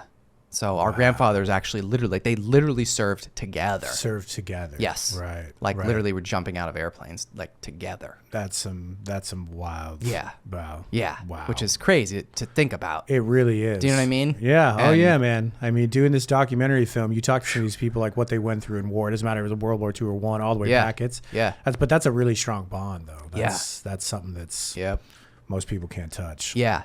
So like I said, so there was that connection way back in the day, and then like I said, him and I never met until it was So it was I don't know. It was probably was it in 2020 or 2021? Okay. I think 20. I forget. I've lost track. Yeah, man. I think it was 2021. You're allowed to because do I was that 1 year. I was as 1 year into this show. Okay. So I'll never forget because I launched this show like 2 or 3 weeks before the 2 weeks to flatten the curve. That's how I remember it. Wow. So I started this show right before the pandemic started. Wow. Yeah. And then one year later, because I think Jimmy was episode 56 or 57. Yeah. Oh, don't kill me, Jimmy. Don't worry. And how many episodes deep are you? We are like this will be like in the 220 some. Man, I that's think. crazy. So congratulations. So I mean, man. that was That's literally intense. his first episode. That was almost 200 episodes ago. Right. When you really think about it. Right. It's insane. That's insane, right? It's insane. Does it blow your mind a little bit? It does. Yeah. The more I think about it now, because like I it's funny. I had a couple meetings this morning, and again, it was a podcast related meeting for a client, and they're like, we're learning about each other, like how long you been doing it, like how many episodes, and I told them, they're like, huh? Yeah. I mean, to me, it doesn't. I guess when you compare it to like Joe Rogan in the 2000 and some, like, obviously he's been doing it so much longer, but still, there's not a lot of people that I feel like even make it this far. Oh no, you're absolutely right. So many people quit way before this stage. Yeah. You know, and like you said, some people don't even make the transition out of just audio alone. Right. So I mean, they've put all this time and money into it, but like then going to video and adding a whole other element. And Jimmy's been a huge proponent of I'll say like the growth of this and helping Like he was on my ass about adding video. Of course he was. He was, yeah. Yeah. And to be honest, and he was 100% right, and I should have done it sooner. Sure. I was just being a little baby. Like I was like, I don't want to see myself on camera. Like Oh, there was you were that, being that right? guy? Sure, yeah. sure. Yeah, man, that's because legit. again, like when I first started this thing, I had no intention of it ever making money. I had no intention of ever trying to do this in the future. It was just something silly. I just was like, I'm just gonna try this stupid thing. But what was the motivation though? Tell me. Like that made me get welcome. to. Now I'm interviewing Bill. Yeah, should we switch seats? Yeah. Yeah, no, but I mean, Yeah. I think it's important for your listeners, man. Like, what was the motivation? Like, because to pick up and just do a podcast, everybody wants to say you want to do it, but you're different than that. It wasn't just like, let me do this for fame shit. Yeah. So like when I first started, I mean, like I said, it was just like, I don't know. I was just like, I'm just going to try this. Like it was fun. It was like cool. Like I was like, all right, this could be a little fun thing. Again, not realizing the work that it would take. Right. So I was like, this is not going to take much time. And it, to be honest, in the beginning, it really didn't. I was lucky enough to had an editor from day one. Wow. I've never edited a show. What? Ever. You're so lucky, man. Ever. See, those are the blessings, dude. Yes. That's amazing. Yes. Yeah. So That's again, crazy. when I first started, I had no intention of it going anywhere. Like I didn't even think like, oh, am I even going to make it a few episodes? Or like I didn't even think about that. I was just like, I'm doing this. That was it. That's all, I'm going to put some content right? out there. We'll see where it goes. And then it got to the point, once then, I had, some business friends in the area were like, hey, like, this is like kind of cool what you're doing. Like, can I like advertise? Like, can you put like an ad on your show for my business? And I'm like, and of course, like I knew you could, but I was just like, I was like, I don't know. I'm like, maybe. I'm like, I'm not really doing it to make money. I'm just like, it was just, I'm like, I think so, but I'm like, just not right now. Like I actually turned somebody away first. I was just like, I was like, I need to gain some more trust from the listeners before I start throwing some ads on. Like, and there's some legitimacy to that, right? Because so many people are so ready to like, give me the ads, get to money. Yeah, and there's nothing wrong with that too. And we do that now. Like again, some of the other shows that we produce that we manage, like there's ads from day one. But again, I mean, as you know, and you know how much this stuff costs. Like, we can't do it for free. You know what I mean? It's now it's a legitimate business, right? Right. But now I have all the experience to be able to like monetize something from day one. Whereas somebody like me 5 years ago, I'd be like, what? I don't even know where to start, Yeah. But so anyway, so I kind of sort of passed on that first one, but I was like, I don't know, let's talk about it some other time. So I ended up coming back around, and I was like, like somebody's like, hey, what can $1,000 get me? And I'm like, boy, man, what, $1,000? I'm like, okay. Right. I'm like, honestly, I was like, I have no idea. It was a lot back then. Yeah. And I'm like, I don't know. And they're like, okay, we'll think of something. Like, just put together a package, like a couple options. Let's just talk about it. I'm like, all right, sure. And I'm like, I don't know what the hell. I'm like, I have no idea. So I'm just looking up online, trying to figure it out, right? Right. And I decided I put together a package that I thought was of value. I just tried to match the value of what I thought it was, right? Yeah, sure. All good. Did that. And then once I got the first taste of like that, then I was like, okay, like maybe all right, so I got $1,000. I was like, I only need like a handful more of another 1,000 and then another 1,000. You know what I mean? Like, this actually seems like it might be possible to actually like maybe make a living off it somehow. That is one day. crazy. So so then obviously I got kind of serious about it. And at the time, I was up until actually a few months ago, I was still working. So my previous studio was inside my family's printing business, and that's where I was operating it out of. And so I eventually it got to the point where I was like, you know what, I like this more than my job, than the printing thing, and not that I hated my job, right? I didn't. I enjoyed my job. I made good money. I had great opportunities. I've met tens of thousands of people all over the country, some all over the world for the last 12 years of my life. So, I had a good job. It lots of experience, so much knowledge gained, right? Which obviously all helped me now, right? Yeah. But so it just came to a point I was just like, I like this more. And I think the turning point was was maybe like a year or so into the show, probably right before I met Jimmy. Like when I had some person told me I changed their life. Wow. You know what I mean? Yeah, man. And like when somebody tells you that, profound. Like, up until that point in my life, I've never, I mean, I know you probably have, because I know a little bit more about you. You've done some life coaching and stuff like that. So I'm sure you've probably heard it before from people. But I don't think there's a lot of people that can actually say, oh yeah, like somebody spoke those words to you. Like when somebody says that to you, it's life changing. Yes, absolutely. Like literally, like when somebody tells you changed their life, it's life changing for you. 100%. Right, and then after people should do that more often. Yes. Like own your feelings of if you actually have that experience.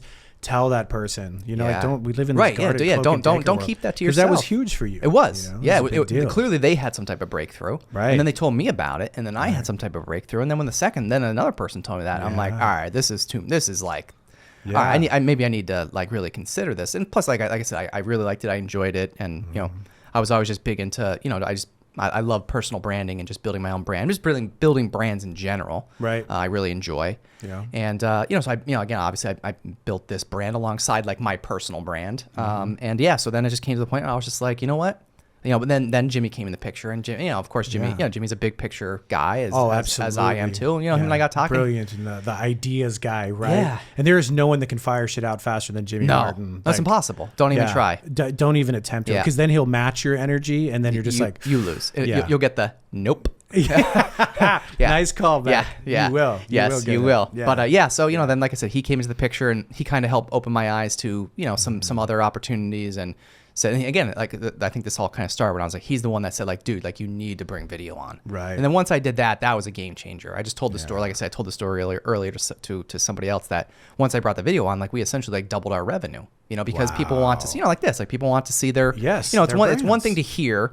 It's one thing to, you know, hear an ad or just hear me talk about a product, but to be able to, you know, sit here like this and I could say, hey, Tim, like, you know, check this out, you know what I mean? And you can literally hold this, and you can hold it, and like it's on, you know what I mean? It's a real experience, you know. The visual spectrum is a very powerful medium. Yeah. So obviously then, like I said, once we got into the video, you know, a couple years ago, then, you know, kind of just took off, you know, a bit more since then. And then we, you know, again, even at that time when we first started video, I had like some other friends and stuff approaching me and saying like, hey, your video stuff, the quality, everything is really, really good. Like you should like think about maybe like doing something, like you should go do video for so-and-so. I'm pretty sure they would hire you. And literally at the time I was like, no, I don't want to do that. Wow. So there was no inclination of starting videography or like production? Zero. No, like, yeah, like somebody said that to me and I was like, no, I'm like, I literally don't want to do that. And they're like, but they'd probably pay you like $5,000. I'm like, nah, I'm not interested. Wow.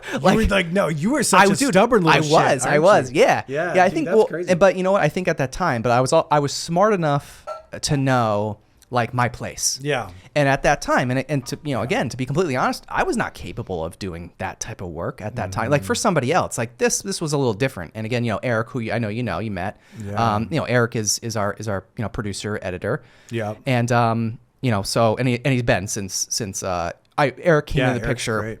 Once we started video. I didn't even know Eric prior to video. Okay. So Eric came into the picture once we started video. But again, even then, like, you know, you know, he's a bit younger than me, and you know, he's had some experience before this, but you know, I didn't want to put my name and reputation on the line to try and take on a, you know, it's not that $5,000 isn't a lot of money, but in the grand scheme of things, like I wasn't gonna risk trying to make $5,000 for you know, potentially flopping on some project and pissing off somebody. You know what I mean? Like smart of you, though, because too many people take the money and underrate and then just deliver shit, and then you'd be like, wait, what? Yeah. You know what I mean? So even though they were willing to do it, I was just speaking like, my language now. I was just like, listen, like I was like, I appreciate it, thank you, I'm flattered, but I was just like, we're not there yet. Yeah. But I that's why I kind of said deep down. At first, I was like, nah, I don't think that's something we want to do. Yeah. But half of that in my head was, we're not set up for that. Like I'm not the guy. Like thank you, but maybe just hire somebody else. Right. You know, but obviously now we've gotten into that. So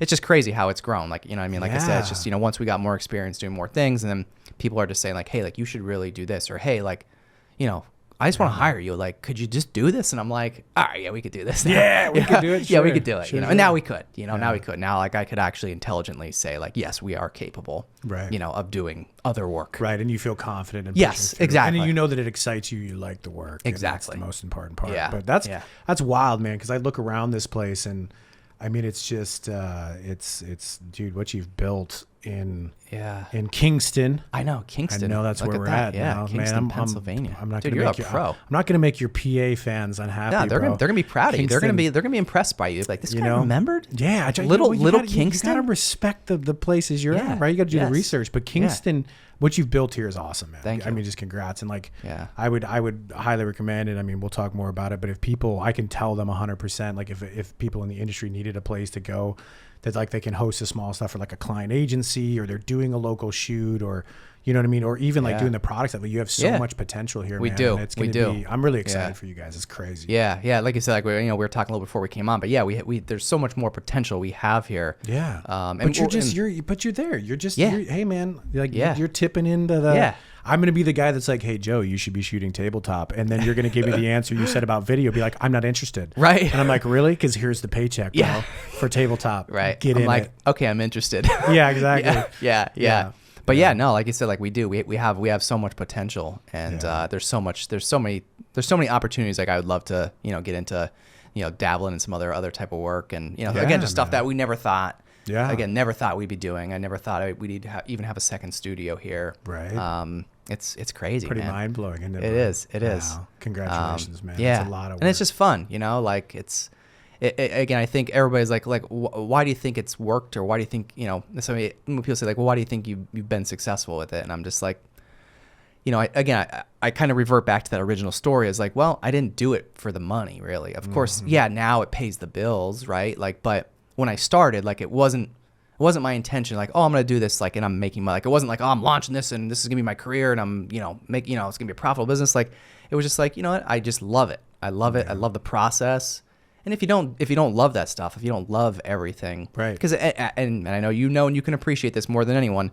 All the work is behind the scenes. Oh, do you know what I mean? Like everyone thinks. Now again, this is just in podcast land for right now, right? But just in podcast land, everyone's like, oh, you just show up and hit record, right? I'm like,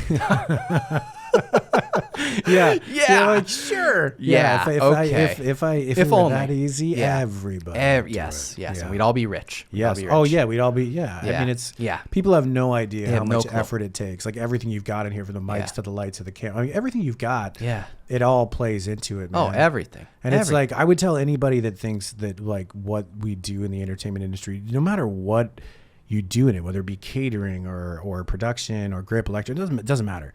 Cam ops, you name it, go buy something. Go buy this microphone. See how much it is. Yeah. And that's just for one thing. So you need 2 mics, 2 cameras, overhead lights. You need C-stands. You need sandbags. And then when those things break, go replace them, right? Go get your outside insurance that covers all your gear. Then you get more gear and it becomes more expensive to insure. Yeah. And it's like just perspective, man. People just don't know. And again, like I'm not saying this to scare anyone away. Like, No. I'm always trying to be super encouraging. Yep. And again, the advice I always give everybody is just start.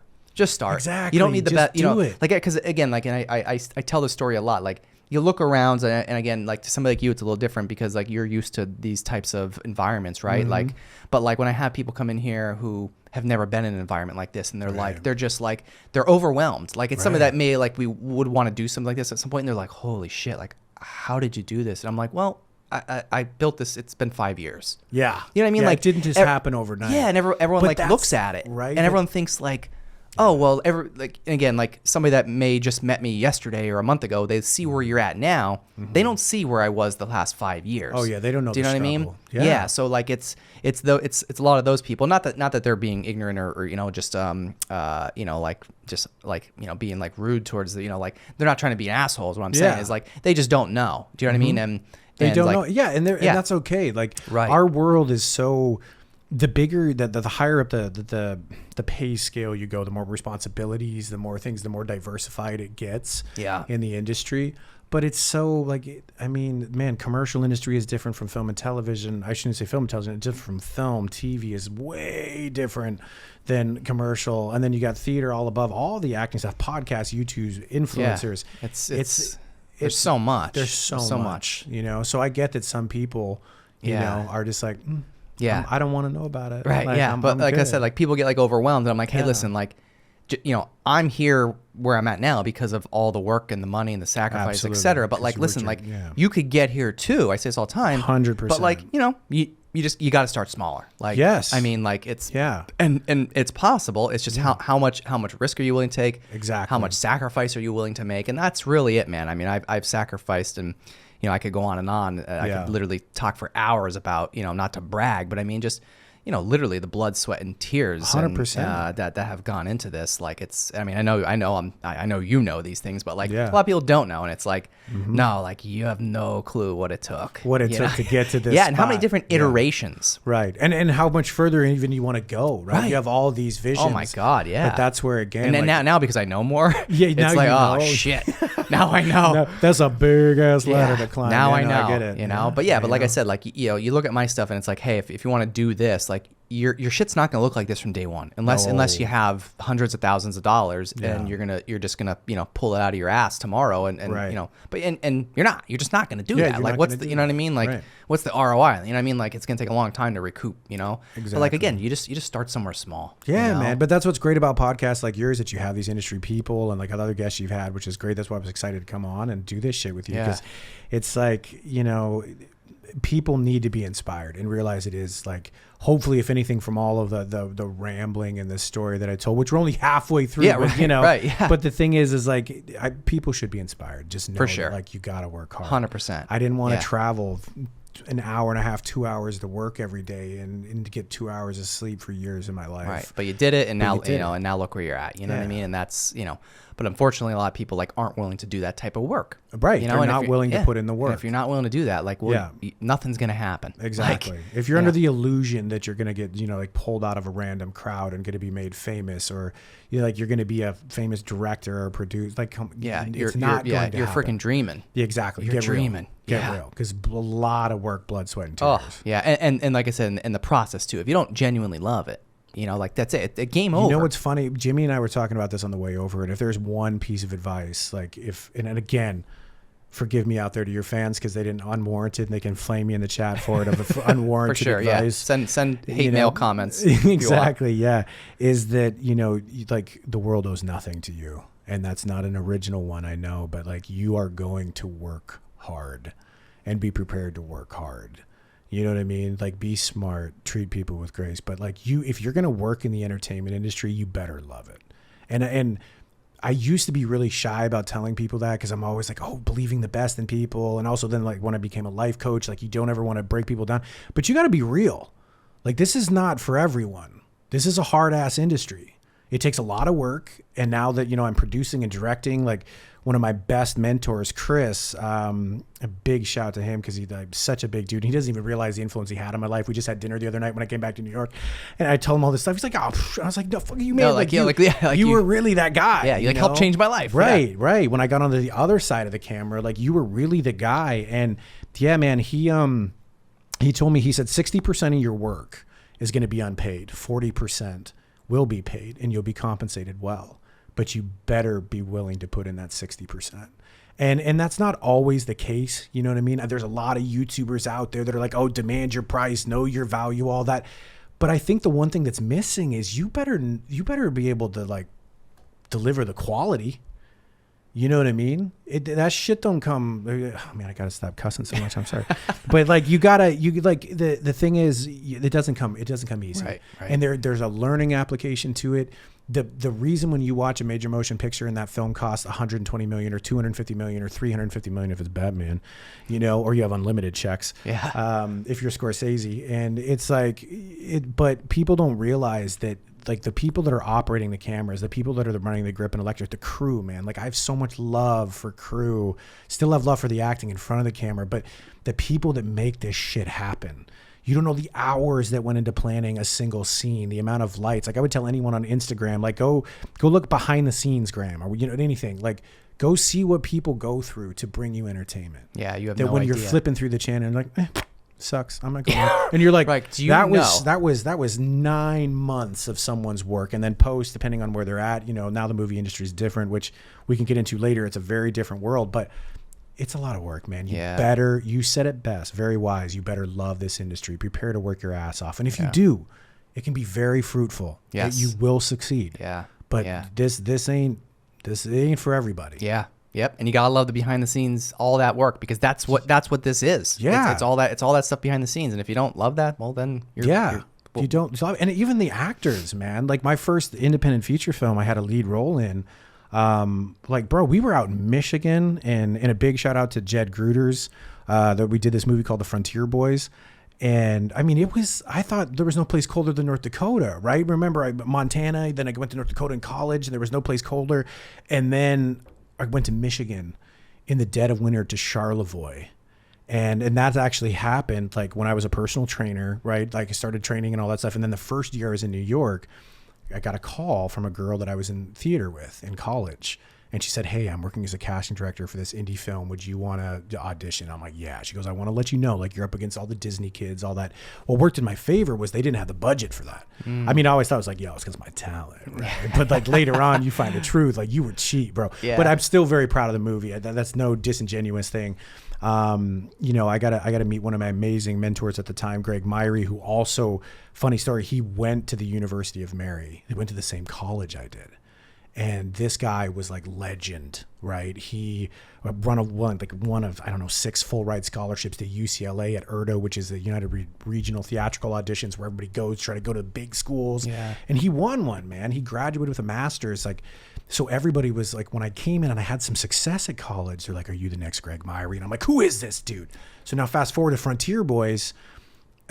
She calls and she goes, and guess who you're going to act with? Who's going to play your older brother in the movie? And I'm like, I don't know, whatever. Like, I'm just excited. Like, once I formally got to sign the contract, and she said, Greg Myrie. And I'm like, wait, the Greg Myrie? What?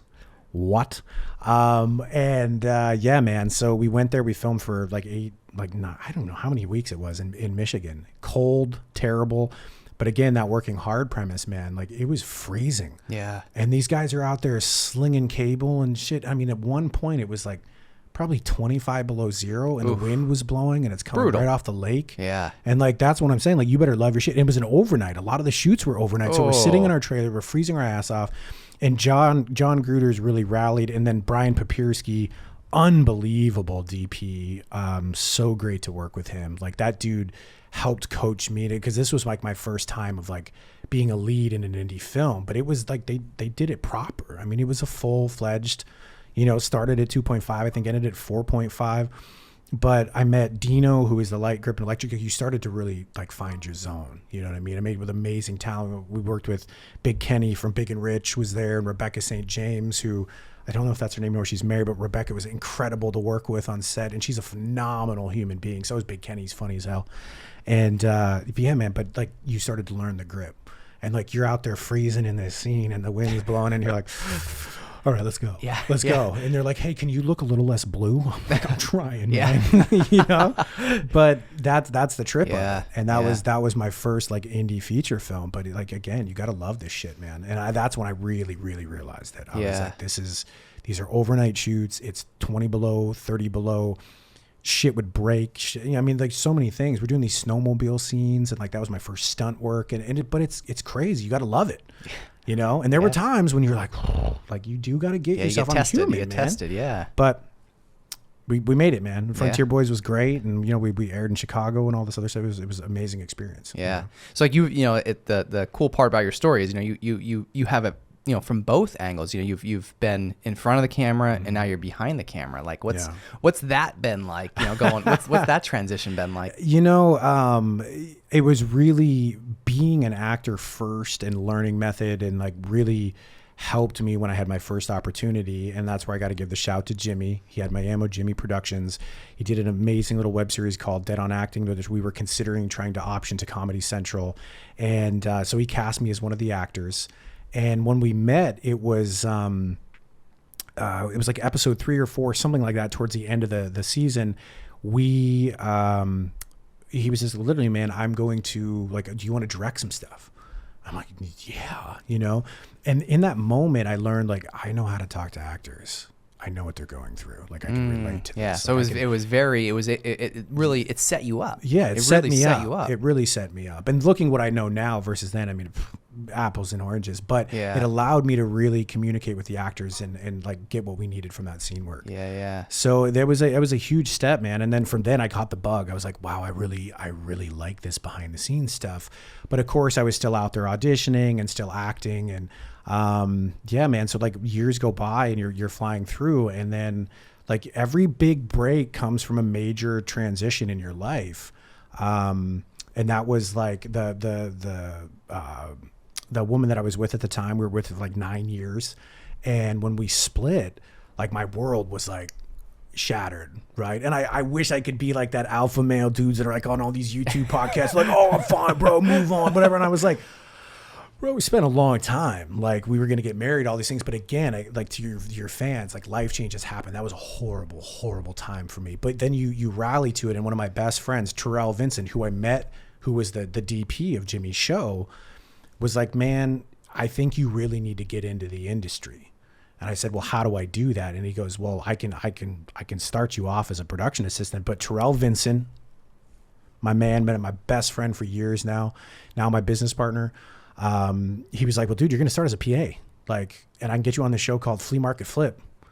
And I'm like, sign me up. Like, I need something to get me out of this house. Right. Yeah. And, yeah, man, like all of those things started to manifest, and like, you just start meeting more people. You start going out, you're looking at life through a different lens, even though you're dealing with all this like emotional shit.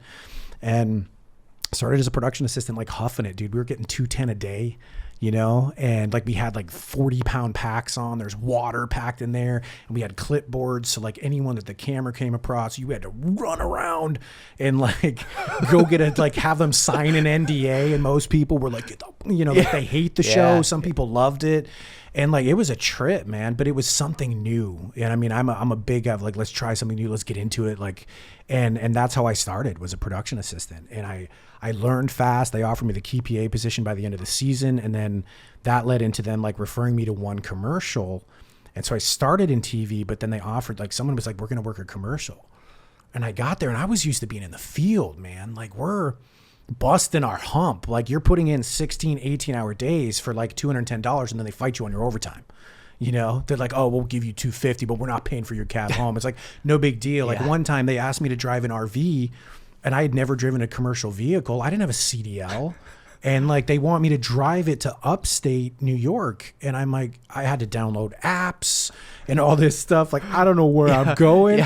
And then funny enough, like, I tried to get reimbursement for the app because it cost me $15. Mm-hmm. And they were like, we're not reimbursing you for that. You should have had that. I'm like, So when they asked me to come back for, you know, more time, I got into commercials, and we got in there, and it was a different world, right? It was still intense. It was still this, but like, where you're in a set. Right. I mean, we do some exterior commercials and stuff now as that game built, and I'll try to skip through that faster so I don't bore your audiences to death. But it's, you know, like that commercial game, starting as a production assistant, was the best thing in the world for me. You took out trash. I stayed respectful. People were like, man, you work hard and you're respectful, and we know we can count on you. Like, do you have a driver's license? Yes, I do. Well, maybe you could drive talent. Right. And then all of a sudden they were like, well, if you can drive this, can you drive a truck and be a truck PA? And I'm like, yeah, I think I can do that too. So then you buy all this gear and you become a truck PA, and then you start meeting all your family, man.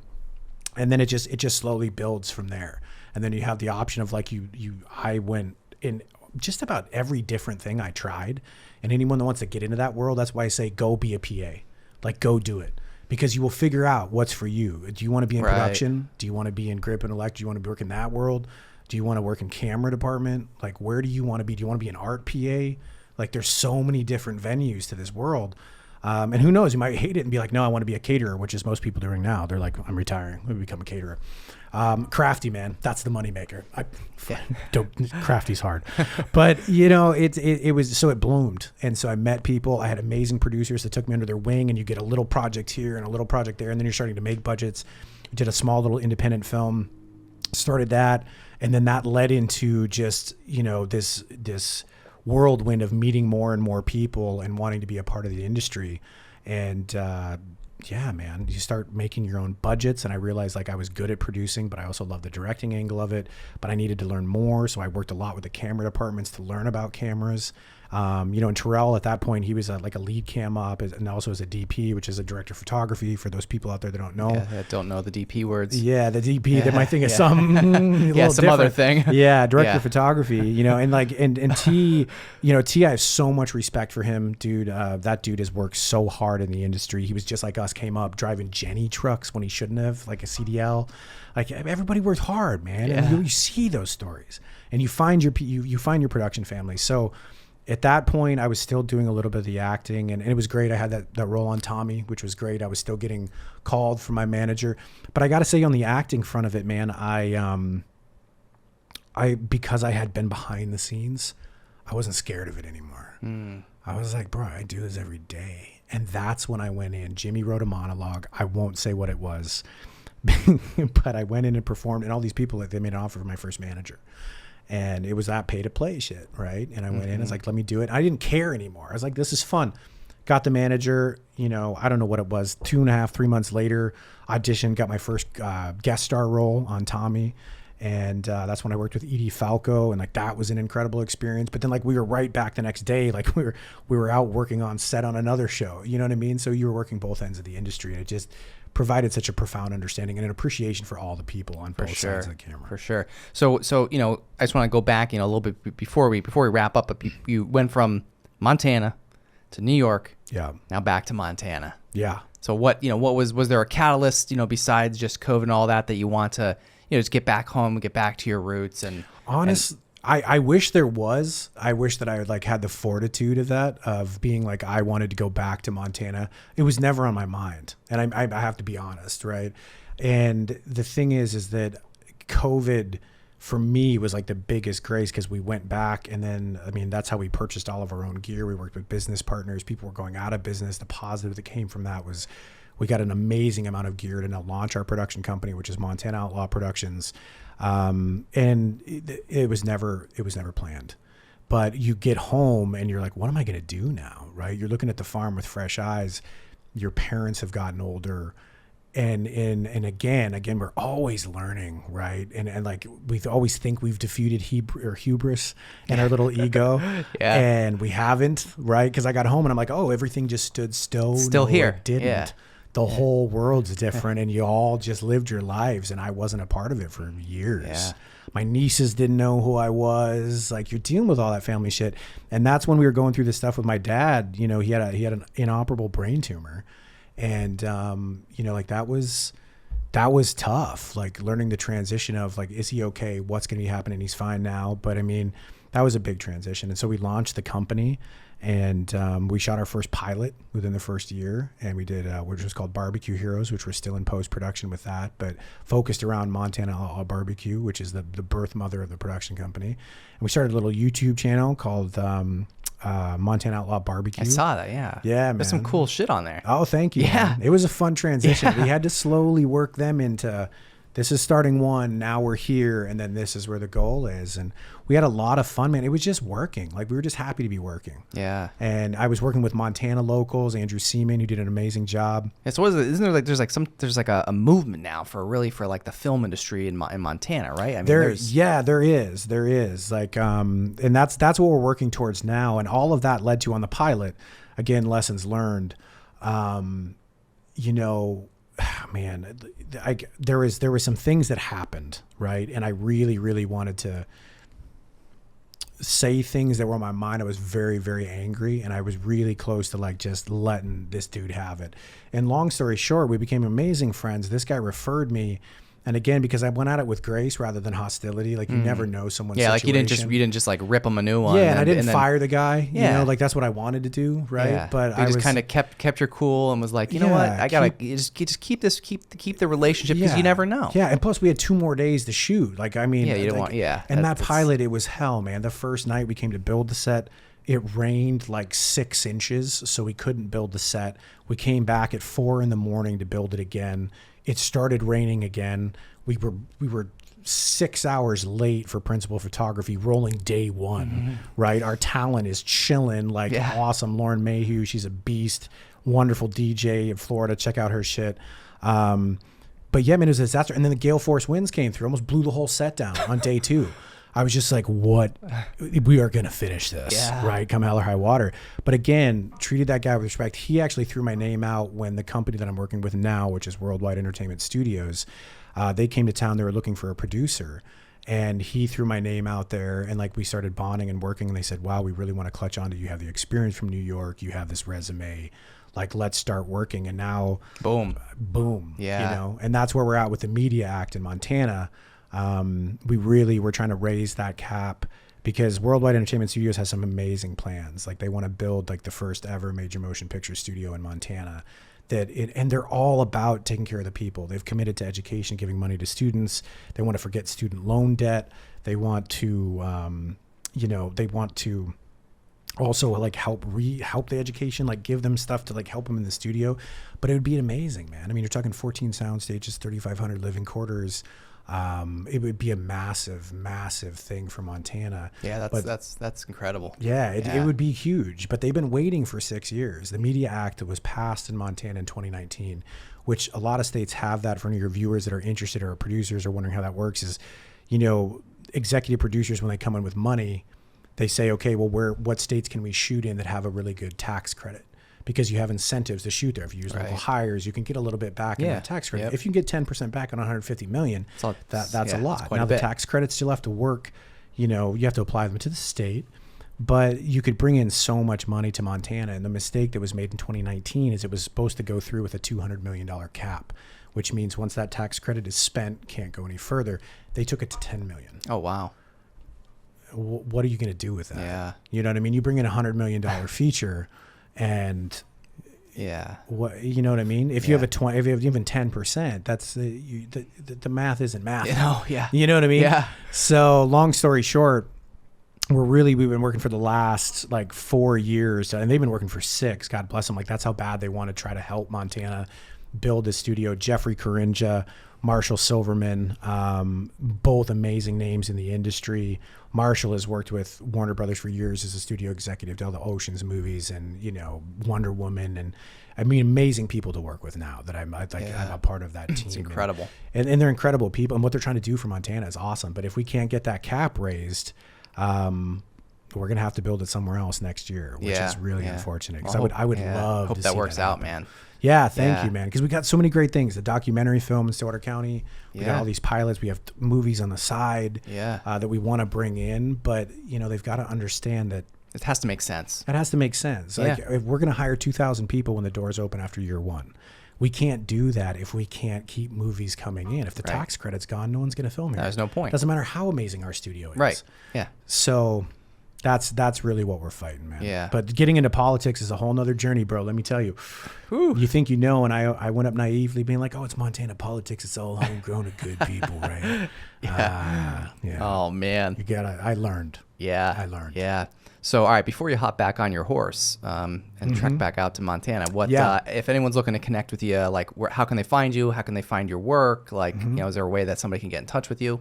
Yeah, I mean, if they want to look at our work, look at MontanaOutlawProductions.com. Go to worldwideentertainmentstudios.com, and you can see the progression that we're making. Soon we'll launch the site. I'm throwing a lot at you, so I apologize, Bill.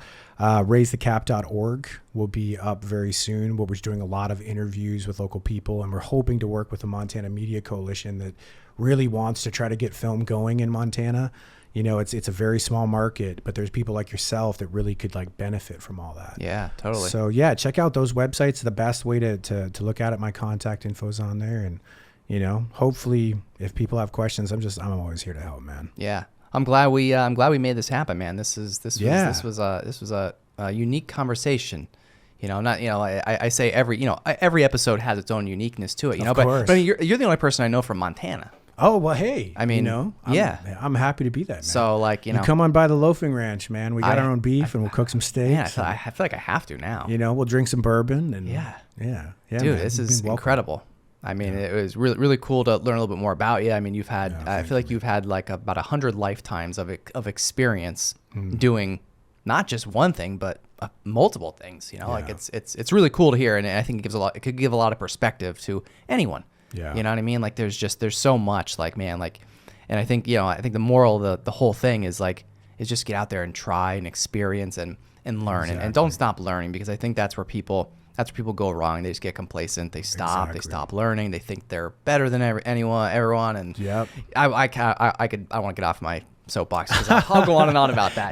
But you're wrong. You're not wrong, man. Don't get discouraged. Like, it is a tough industry, like we said, and it doesn't matter what it is in life. You'll never know where your journeys will take you. Like when 100%. I shared with you how I became a life coach, those things are just like unexpected things happen. Right. You know what I mean?